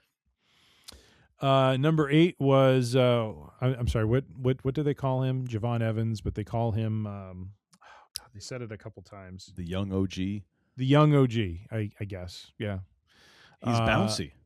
I have a note. He looks like a Muppet coming to the ring. The way he was like moving, it reminded me of like when the Muppets are kind of like dancing around. It was all like crazy. I'm just like Kermit running. I was like doing something else on the other monitor, and out of the corner of my eye, it's like that's what it reminded me. I was like, how does a human being move like that? But apparently he does. And he is amazing. Especially when you look at like how lanky that dude is. Like being able to move. The way that he does is remarkable. Oh, actually, one more thing before I forget, just to go back to, let's put some more shine on Obafemi. I loved, and they pointed this out in commentary, I love how he never stopped when the countdown was on, when the buzzer rang, nothing. He never stopped to look up the ramp. He was always just on the next guy. Yep. I'm like, that should, and that is like kind of like the focus that you're going to want out of a main eventer. Like, I'm like, this works for this character. Like, this guy is just like, I don't care who's coming. I'm going to kick their ass next. Right now I'm kicking this guy's ass. Like, I love that. I love that vibe. I don't know if someone told him specifically to do that or if that's just what he did, but it's perfect. Yep. Agreed. Number 9, Mr. Iguana. I did not have him on my surprise list, but Mr. Iguana, a guy with a stuffed animal in the ring, is odd. I actually almost put this on my surprises. Did you really? I did, because I was like, they're definitely going to have some AAA guys here. And I'm like, what would be like a gimmick sort of thing? And I'm only peripherally aware of the guy. I've seen him in like photos and stuff like that. But it came up, and I'm like, no. Yeah. Yes, it was. More on me. I also have a note. I'm wondering about the cleanliness of that stuffed animal being in his mouth and in the ring. I was kind of like, ugh. No, it's bad. It's bad. But nonetheless, and then number 10, whoop that Trick. We got Trick Williams coming down, and he eliminates Mr. Iguana, thankfully. No. Hey, no. Be nice. Iguana had some fine moments there. There was some funny stuff that he did. Oh, here goes Uncle Todd advocating for Mr. Iguana. Well, no, oh my God, ladies and gentlemen, this is wonderful. All right, go ahead. This is not meant to be serious. This was meant to be funny. Okay. And mission accomplished. Like the moment when Priest. When Damian Priest has Mr. Iguana in one by the goozle, and then he looks over and he's got the stuffed iguana and he's looking at it and he kind of does this shrug, just like meh, and he gives him a double choke slam on Mr. Iguana and the stuffed animal. I was like, damn it, that's funny. That's just good, clean fun is what that is. If you complain about Roman Reigns, sir, I cannot believe you like that. And then you complain about guys like Roman Reigns. Oh my God. Damian Priest looked like a fool doing that. I'm going full Heenan on this one. He looked like a fool. Exactly. That was slamming the stuffed animal. Damian Priest has now been compromised from a character standpoint because of this. And what I love even more so is after he slams him and could easily just yeet him out of the ring, he was just sort of like, it's not even worth dealing with this guy anymore. He went over to someone else. Like, that's an easy elimination. And he's Trick just Williams like, was all business. Trick Williams was all business. There was one point, I think, Mr. Iguana, like, he turned, he like leaned back to see someone behind him and heard him go, ah! Yeah. I was like, this is we are spending an inordinate amount of time on Mr. Iguana. I did not realize you were this in the bag for him. You know what? The thing is, like, that's a 4 friggin' hour pay-per-view. I need a moment of levity here besides like going, I can't believe Nia Jax is doing that stupid thing. Like, I don't even get a chuckle out of that. You had your moment of levity about 3 people. If we can get to the number 12 and 13, you had your moment of levity. We had our first live Spider-Man pointy meme going on in the ring. And Mr. Iguana beat him to it. That was I got some levity there. All right. Well, Trick Williams comes in, eliminates Mr. Iguana. Good riddance. And I have a note. Nice having the, I don't know if they were the top 3, but just 3 of the big names from NXT recently of Trick, Javon Evans, and Obafemi all in the ring at the same time. They did. Was really cool. Yeah. I do have a note. Evans is clearly playing the Kofi Kingston role tonight because he was like Mr. Escape elimination in all sorts. I mean, he didn't go super crazy the way Kofi would, but he had some moments where it's like, man, he is. How on earth is he doing that? I don't get it. Yeah, I was going to say something and I completely lost track of it. Okay, and I just want to go back to Lash Legend for just 1 second. Oh God, no, because I just want to use this as contrast. Okay, Trick Williams, from the first time I saw him on TV, which is only like a week or 2 ago, instantly I'm like, okay, there's something here. Like it was more than just a presentation. It's like, dude's living the gimmick. Like, he is the gimmick. Mm-hmm. Lash Legend to me is very much like, okay, and this is the construction. And I'm not getting that extra thing that matches up to what everyone's the commentators are trying to build them to be. I'm like, I'm not seeing what you're telling me. You're trying to tell me, oh my gosh, and this and that and the other. I'm like, I ain't seeing it here. Trick Williams, I see it. As soon as he hit my TV screen, I'm like, this mofo's important. Okay, he's got something. The same sort of thing, like when I talk about like Rhea Ripley, like saying like she has that, or you talk about Gunther having that aura now. It's that thing that you're like, I don't know what it is, but that person has it, and they've got it like coming out their ears. Okay. Anyways, I just want to point that out. Thank you. Number 11, Cody Rhodes.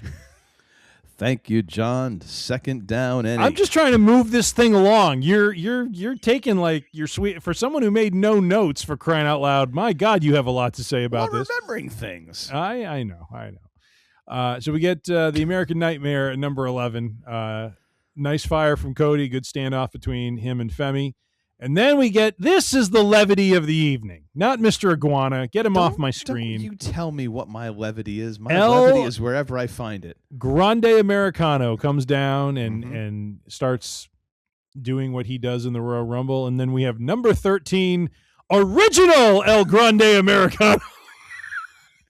Which great.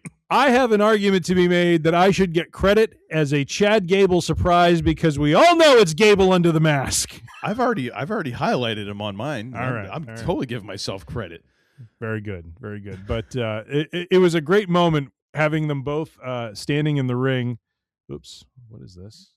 And we definitely got an El Grande Americano. Gracias. Yes, from yes. OG El Grande. Oh yeah. Nice fight between the Americanos, and they did start that off by having the Spider-Man finger point moment where they're just kind of like, but they went at it, and so this was weird to write. El Grande Americano was eliminated by original El Grande Americano, and then the original one was eliminated by Trick Williams. So Trick Williams was actually responsible for getting rid of 2 moments of levity in the Royal Rumble. Mr. Iguana and the original El Grande Americano. Well, and don't forget, he also tossed out the iguana, so that's like really 2.5 eliminations. That is true. And then we get to number 14, which was one of my surprise picks. I wish I had raised him up a bit, but I was very much expecting Mr. Jericho and was severely disappointed. But I love how they flash up on the screen Powerhouse Hobbs, and then it morphs into Royce Keys is going to be his name. Royce Keys. Doesn't feel like an improvement. No, it doesn't. I feel like I thought the whole thing was like you couldn't take Powerhouse Hobbs because that was his AEW name, right? But they own their gimmicks, right? That was AEW doesn't do the thing WWE does. Oh, that's because then WWE doesn't own it, so they're going to change it to that. Okay, so because I was like, if they can't use Powerhouse Hobbs, then how could they flash it up on the screen? Yeah, but they did. Gotcha. Yeah. It was an interesting way to do it. It was, but yeah, he's a big guy, and he nice spine buster by Keys. Yes. He was that the one you were thinking of that was bouncy, because man, he nailed that one, and he eliminated Damian Priest. So good showing from him. We got Austin Theory at number 15, followed by Bronson Reed, which at number 16, and I just have a note of nice double team of Bronson and Theory on Femi. Yeah. Number 17, we have Ilya Dragunov. Did I pronounce that right? Did that pass muster? Better than Ilja, however you pronounce it before. Oh, I'm sorry. Ilya Dragunov. Thank you. Nice offense from him, but, just, kind of standard action in the ring. Number 18, La Parka, who probably had the funkiest theme music of the night. It was actually really good. That guy had some good music to come down to the ring to and dance with and stuff. It felt very like stock music, but at the same time, it was really good. I liked it. And the funny thing is, I don't think the crowd knew what to make of him at first. And then the more he was like dancing in the ring, the more they were kind of getting behind him. It was really funny. So I guess seeing a skeleton bust a move is entertaining for a moment of levity. Always. Number 19, Dragon Lee comes down, has some good moments of offense. Number 20, Logan Paul. I have here a nice clothesline on Dragon Lee. Nice face-off between Royce Keys and Bronson Reed. I think the term that is used sometimes, and this will get a laugh from Uncle Todd, is called slapping meat, I think. Got the 2 hosses. Wait, isn't that what Wade Barrett was talking about with Dom Mysterio? I'm confused. Confused as a baby raccoon. Oh, yes. Who is it that Logan Paul went face to face with? He was like, "Who the hell are you?" Was that Royce Keys? That was Royce Keys. Yeah. Yeah. Didn't he get his ass whooped for it? I think he did. Yes, he did. Rightfully so. But Royce Keys gets eliminated by Bronson Reed. La Parka gets eliminated by Logan Paul, and then Bronson Reed also eliminates Dragon Lee. And then we get, which I'm surprised neither of us had this as a surprise, LA Knight. Hasn't been on TV in a while, and neither of us thought of him. And yeah, he came back. Yeah, got a good pop. Oh yeah, hit it. Well, okay, hang on a second. Well, you have the soundboard. I don't. I would have done it. Yeah, there it is. There it is. Got a double, yeah. Very nice. Really, nice fire against the Vision. And then, honestly, LA Knight kind of single-handedly gets rid of most of the Vision. Gets rid of Austin Theory and Bronson Reed. And then we get Brock Lesnar, and Lesnar's cleaning house.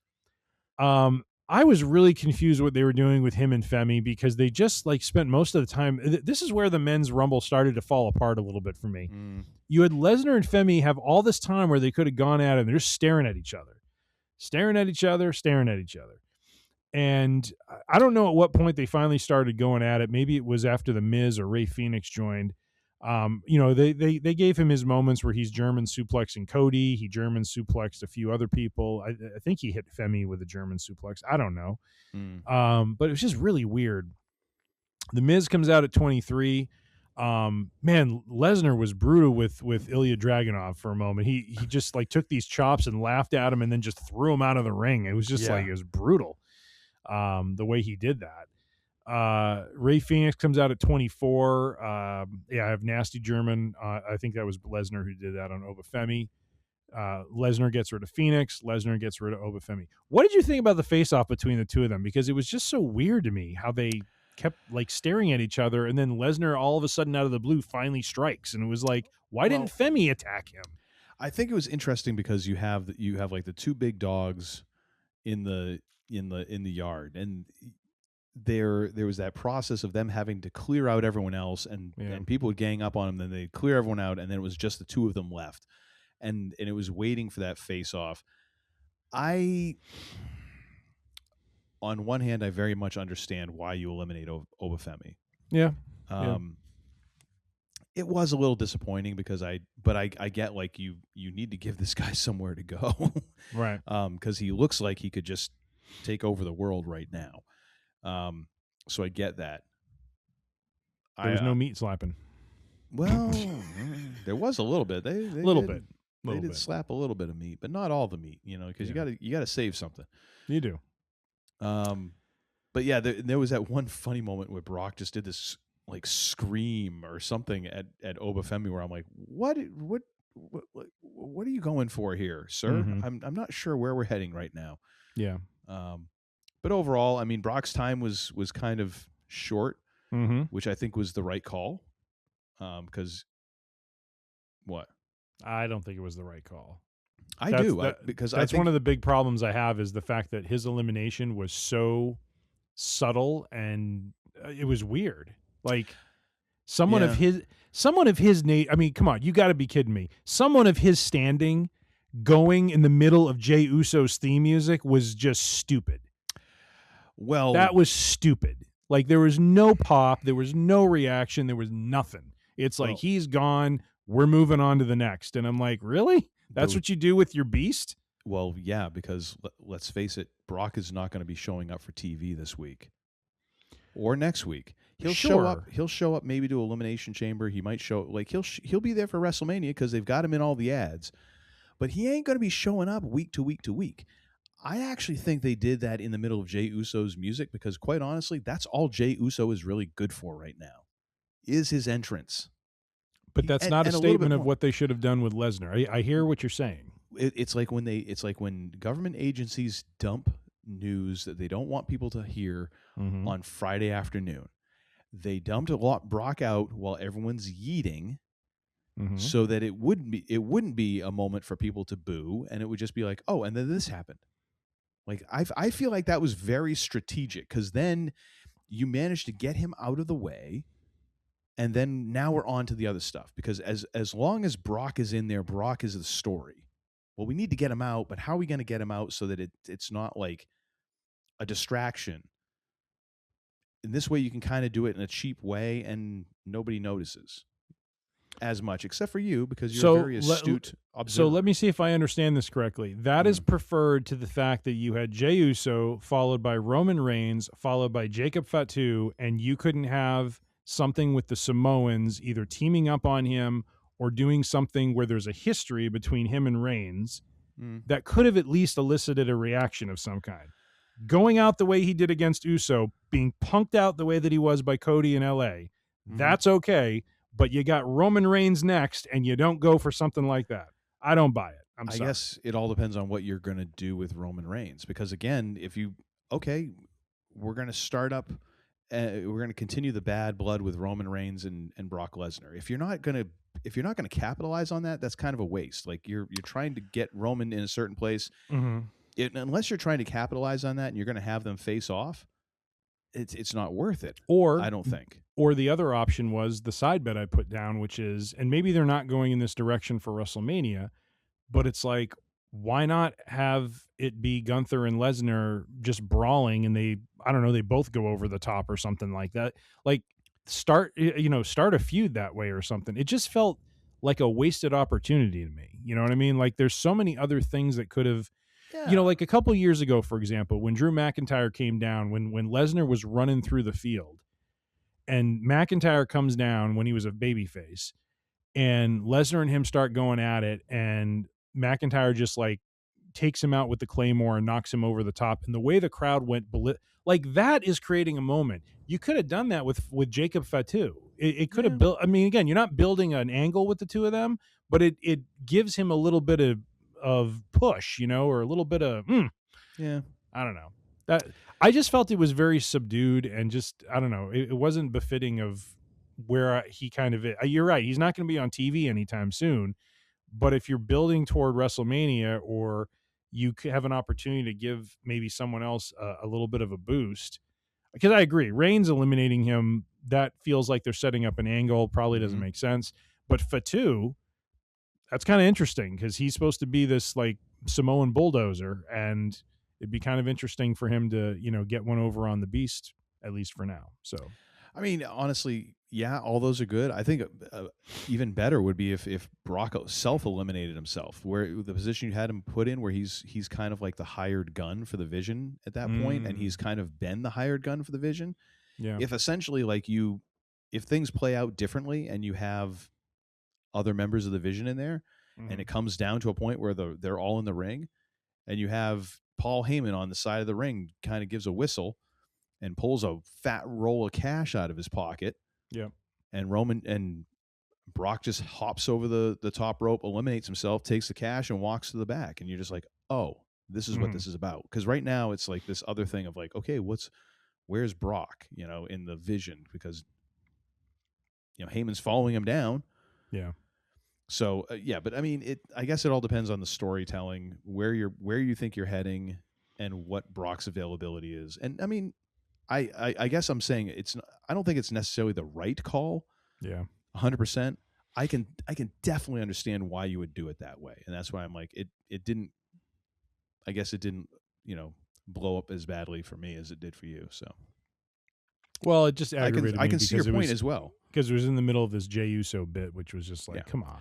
Oh, yeah. And the only, I can't even tell you how much I dislike Jey Uso's stick at this point. It's so tired. It's so lame. But the fact that people are still into it makes me question humanity as a whole. Like, I really feel there's many things going on right now that makes you question humanity as a whole. I know, but this is one that I feel like I can at least talk about with some semblance of, sanity. But I do appreciate the fact that we got Roman Reigns wanting to run it back just so we could waylay him. I was like, okay, good. But then they started working together again. I'm like, anyways. I had issues. I had issues as well. So Jey Uso, number 25, I actually have a note here that he may not actually get to the ring by the time number 26 is supposed to come down. So almost thought we might have it. Lesnar, as we have already debated, was eliminated by the combo of Cody Rhodes and LA Knight rather quietly. And then I have this note. Good God with the run it back. Just stop it. Stop it. Number 26 is the Tribal Chief, and I have a note right away. Damn, Reigns with his version of hauling ass to the ring. He was moving. I don't think I've seen Reigns move that fast in my life.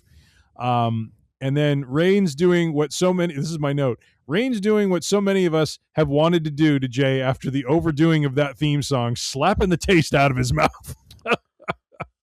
That was funny where he was like, oh, let's run it back. And he turns out and just nails him. Perfect. Miz taking a damn fine spear and getting eliminated by Roman Reigns. Sir, thoughts on Roman Reigns' entrance?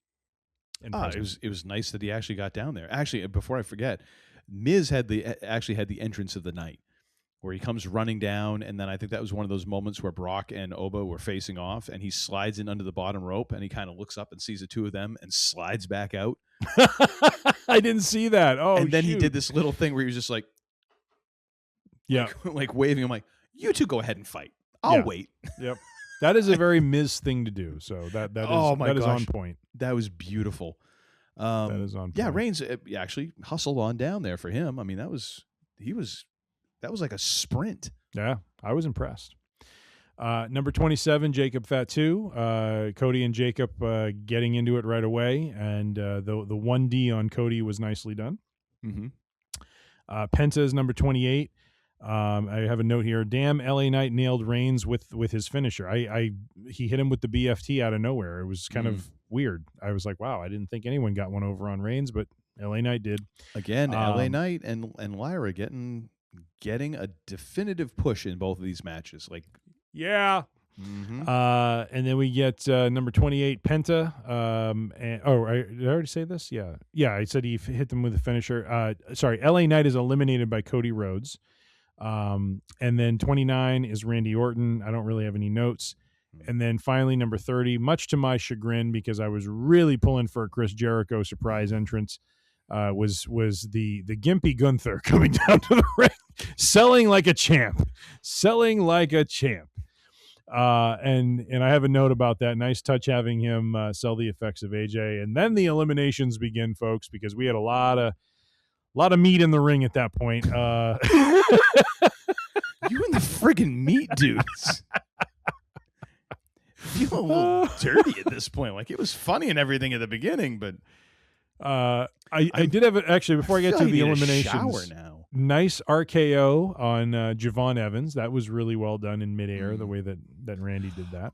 Oh, did you catch the part where Javon Evans went up like 1.25 miles into the sky when Solo did the pop-up Samoan drop on him? Yes. Oh yeah. Jacob did it. Jacob Fatu. Who did I say? You said Solo. Oh, I'm sorry. Yeah, Jacob. Holy hell. Yeah. Oh, he was up there. In fact, to the point where I think Jacob's timing was off, because by the time he landed on his shoulder, he was like, "What do I do with this?" Oh, well, there we go, backwards. He coming down? Yeah. He's filled with helium. It's crazy, just crazy. But Javon Evans eliminated by Randy Orton. Penta eliminated by Randy Orton. RKO on Gunther.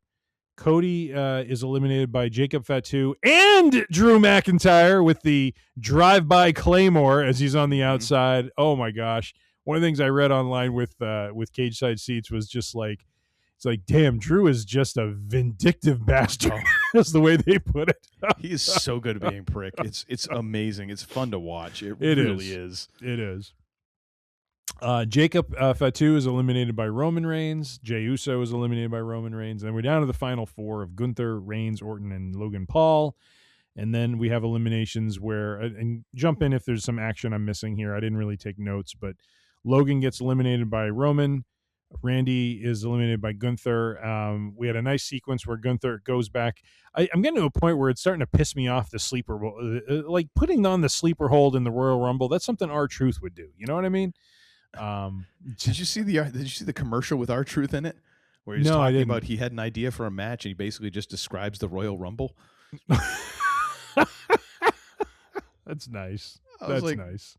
I just want this guy to be doing this forever. He's phenomenal. But we have a good back and forth, and then Roman Reigns puts Gunther out. We have our Royal Rumble champion, our winner, Roman Reigns, which I think neither of us had in our winners winner picks. I don't know why we didn't have Roman in there, at least at some level, but there was like so many different. I was really sold on the Cody Rhodes Jacob Fatu thing. I was really hung up on the idea of that triple threat for the Undisputed Championship and having them, go over in a tie, but that did not happen. So 4 surprises. Let's see. So I know you've already highlighted your guys. I'll hit those in a minute. Do we count Seth Rollins? That's well, I don't. We don't know. It's not as obvious as Chad Gable as El Grande, as original El Grande Americano. Actually, you know what? They should call him El Grande Americano Classic. Yes. That's what they should be calling him. Forget this original thing. It's Classic El Grande Americano. All right, and then I got Brock Lesnar. So let's see. You got Obafemi, you got Chad Gable, and you got Brock Lesnar. And then for winners, neither of us had Roman Reigns. Okay, None so said anything. So you got, let's see, 5 and 4, 9 and 3 is 12. So you have. Do I get a little bit for Logan Paul being in the final 4? No, you don't. Just throw me a bone. Throw me a bone. Stop. Throw you a bone. You've been doing great here. What are you talking about? I'll tell you what. You give me 2 for Logan Paul. I'll give you 1 for Gunther. No. All right. I got Lesnar, Gable at 7. Powerhouse Hobbs is 8. So I am at 21. So I'm down by 5. And that is, and then we have to count our side bets. So you had a side bet that Gunther taps out, but the ref doesn't see it. AJ doesn't buy the fake tap, and Gunther breaks out of it. That does not happen. No. So you, sir, go down by a point. I do. However, I'm feeling pretty good about this after looking at your side bets. So AJ Lee eliminates Becky Lynch. There was no AJ Lee, so I go from 21 to 20. Rhea and Io have some tension due to actions in the Rumble. That did not happen. So 19. CM Punk is on commentary for the men's Rumble. I don't know. I think CM Punk was the hooded guy. I think that you should count. Just go ahead and knock one off there. Because he wasn't anywhere near commentary. So Gunther and Lesnar eliminate each other and brawl afterwards, starting their feud. Nope. Come on now. Come on. And then Cody and Jacob eliminate each other at the Rumble due to out-of-control fighting. That did not happen. So it didn't? Wow. None of my side bets came to fruition. I am down by 9. And so look at that. When all the foolish side bets have consequences, all of a sudden things change a bit, don't they? Hey, you know what? When we get to Elimination Chamber and WrestleMania, we'll see. Okay, one of these times, I will be victorious. We are not going to be throwing out side bets during the event. Okay, so we're going to do it before the event. We're going to make our selections before the event, like we do every other event. Just because we're going live doesn't mean we can't pick things, my friend. Just wanted to be clear. All right. By the way, you're going to have some payment coming your way this week. Just letting you know. Saying. I do? Yeah, you do. Good, because my wife has been riding me about that. She's like, where's that money? I'm like, I'm so sorry, Tom. Is she really? I feel bad. I'm like Rocky Balboa. Like, how come you didn't break his finger? I told you to break his thumbs. I'll get it to you. My wife, I didn't know that I married Gazzo. So Uncle Todd has 25 points. I have 16. Hang on, can you just say that one more time? It's the only time I'm going to be ahead in this thing all year, so you can just do it one more time. Hold on. Uncle Todd wins the Royal Rumble face-off. 25-16 is the final total. Our year-end total, or our year's total so far, we had a Saturday Night's Main Event, and now we have this event. Uncle Todd is up 31-23. He's up by 8 points. So, yes. This is it. I've peaked for the year. I'm done. So well done, sir. Well done. Your conservatism when it comes to the side bets has paid off. Jeez, here we go. But that's okay. I will be victorious soon enough, my friend. I will be victorious soon enough. All right. Well, I'll boomerang it over to you for the next segment. And then I'll go right back to you. What do you have for another thing, a suggestion for our viewers and listeners? Normally, I try to do something that's within the realm of what we're talking about. I quite honestly don't have anything wrestling-oriented at this stage, so I'm just going with this past weekend. My wife and I went to this restaurant for breakfast on Saturday morning. It is in downtown Chicago. It is called The Smith. So if you are traveling to the Chicago metro area, specifically... Hand down! We can go there if you want. That was kind of harsh. It really is. I know. Well, still bitter about that Brock Lesnar thing, but just saying I enjoyed it a lot the last time I was there. I know. Well, you finally went to a place that actually did gluten-free. I was telling a coworker about this. I'm like, they actually treated my friend like a king there. They had flags on the food. They were double checking to make sure he was okay. It was just like treating me to the way that I've become accustomed. I know. You were like a celebrity there. But it is in the River North area of the city, which is shockingly north of the Chicago River. Not I by think much I think more I than actually asked you about that at one point. I'm like, you did. I was like, I'm an idiot. No, that's fine. It's all good. I didn't make fun of you. Like you would have made fun of me if I did that. But You kind of did, I believe. There was a little pause in the way you were explaining, like it's north of the river. I'm like, well, I was just trying to point out the obvious. But yeah, on Clark Street, north of the river by 2 blocks, is the Smith Restaurant. It is a wonderful place for dinner. They have a great bourbon selection, great food, and then for breakfast, hands down, some of the best omelets you can have. and they really also good. have a great bourbon selection for you Well, early morning folks. They do play up. No, they do. If you want to have a boozy brunch, they are right there to take care of you. So, if you want a boozy breakfast, boozy brunch, there it is, baby. Yes, sir. But yes, I mean, they even have oysters ready to go if you want in the morning. The waitress was great, but she was telling us what the oyster of the day was, and she's talking about this, like, whatever flavor profile with it. I'm just thinking, I do not want to have snot. I'm trying to get snot out of me right at this point. I'm not trying to take it in. Yeah, pretty much. So, if you are ever in Chicago, and you may bump into Uncle Todd and I, because we might be there, being idiots as always. The Smith in the River North area of Chicago is a place to check out. Very nice. What is your recommendation? And is it shockingly cribbing off of my idea? It is, because I was also in a position where I had nothing. Yeah. So place that I partook of, because I happened to spend a lot of extra time in town Portland over the past few days, is Empire Chinese Kitchen in Portland, Maine, which is at the corner of Congress and Forest. Right downtown. And it's actually, oddly enough, I believe is the site of the first Chinese restaurant in Portland, Maine, back in like 18 something or rather, or 19 something or rather. Like, it was a long ass time ago. They've been around a little while, long enough that when my first band, they have an upstairs room that used to be a music venue, and now I believe it's they just do comedy shows there. But my band played up there. And at the time, the gimmick was you got 50% off food. I don't think they were used to having a 7-piece band take advantage of that, because we ordered like we were had been on a desert island for like 3 months, because I also at that point had a little bit of money left in our band fund. So I was like, well, band's buying dinner tonight. So we ordered everything but like, thank you, please come again off this menu. Oh boy. And it was awesome. It was like one of the best meals ever. They are really good. If you're gluten free, they've got a lot of stuff that's gluten free, but they've got a lot of stuff that is like, it's not your traditional kind of junky Chinese food, which honestly is also a great thing. All right, sorry, you were saying. I apologize. Go ahead. No worries. So like, yeah, nothing wrong with dumpy Chinese food. Like I love kind of the lower echelon Chinese food, because that's really comfort food. That's what I grew up with.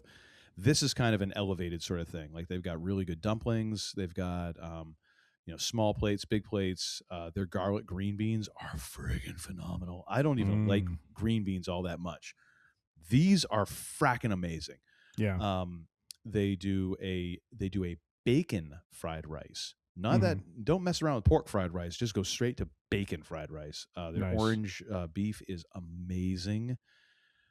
They've also got a couple of noodle dishes where they use gluten-free noodles, so it's like, you can try those. They've just got a lot of stuff on this menu that is really, really, really friggin' good. I would highly recommend them. They do a ton of takeout, and the tough thing is their takeout does not travel quite as well as the dumpy Chinese food kind of stuff that usually does. So if you're close to it, and you're not traveling more than, say, 10, 15 minutes, I'd say you're probably still going to get you're going to get it pretty fresh. More than that, it's tough. I would recommend going there just to get the full experience. But yeah, check out Empire Chinese Kitchen in Portland if you happen to be in the area. Nice. And now, ladies and gentlemen, it is time for us to bid adieu for another Free Range EDC Friday. Thank you so much for tuning in.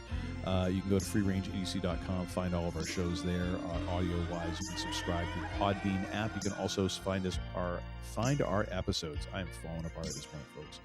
Apple Podcasts, Pandora, Spotify, Amazon, and many, many others. Just search for Free Range EDC. You can also find full video episodes on our YouTube channel that is linked in the show notes, but it is youtube.com/@freerangeedc. We're also on the Instagram and the Facebook. Both of those are @freerangeedc as well. Send any show suggestions or thoughts to tim@freerangeedc.com. And now, ladies and gentlemen, it's time for me to turn this show over to the least idiotic of the two idiots who run this show, but not before I ask the second most important question in all of human history. The first, of course, being what is hip. The second being, what in the hell did we learn this episode? We've learned the following, my friend. We've learned that the man they call Tim apparently cannot just leave well enough alone and may have screwed up the recording of this episode, but we will soon find out. We've also learned that when it comes to our prognostication powers, the man they call Tim does pretty well in the event itself and is sucking wind on the side bets. So needs to lay off those in the next couple rounds here, but we will see. We will see. You know, you got to live on the edge. You have to take some chances, and fortune favors the bold. So we will see. You are worse than Hulk Hogan. We've also learned that Wade Barrett apparently is acclimated to, understands, knows what apparently goes on with Liv and Dominic to an unhealthy degree. Yeah. A little bit. I was hoping you weren't going to involve any slapping of... Oh, my gosh. Yeah, that was interesting. We have also learned that, when it comes to having the hosses in the ring, slapping the meat, baby. It's the term. With my Zen thing, man. Indeed we are. We've also learned that Uncle Todd and the man they call Tim are in violent disagreement or agreement on the use of Brock Lesnar in the Royal Rumble. Man they call Tim would have preferred a better, more suitable elimination for Lesnar that had a little more impact than being covered in the, sludge of the Jey Uso theme entrance that happened there. So, and we've also learned that Roman Reigns can get to the ring in a timely fashion. Who knew? We've also learned that, unfortunately, the phenomenal and well thought out entrance jam up that was going to happen at the Royal Rumble, conceived by Uncle Todd, unfortunately did not take place. Obafemi strutted his way in timely fashion, as did Penta. In fact, to the point where we didn't say this, but either Cole or Barrett mentioned, well, I guess Penta doesn't have time to do the side shuffle down to the ring. He didn't do it. He didn't do it at all. I felt gypped. I know. And we have also learned that apparently El Grande Americano has an original. We want to call it the classic El Grande Americano. We'll see if our suggestion is taken in by WWE. But again, I think I screwed up this recording, so we will find out in some way, shape, or form. With all that being said, thank you again for the listenership, and we do appreciate the downloads. As we like to close things out here on the range, be safe, be healthy, be kind, be good to one another. You don't have to go home, but you can't stay here. The range is closed for now. See ya. I like a Mussolini. You're messing with my Zen thing, man. Indeed. You're such a disappointing pair. I prayed so hard for you. Get out. And don't come back until you've redeemed yourselves. So say we all. So say we all. Now get the hell out of here!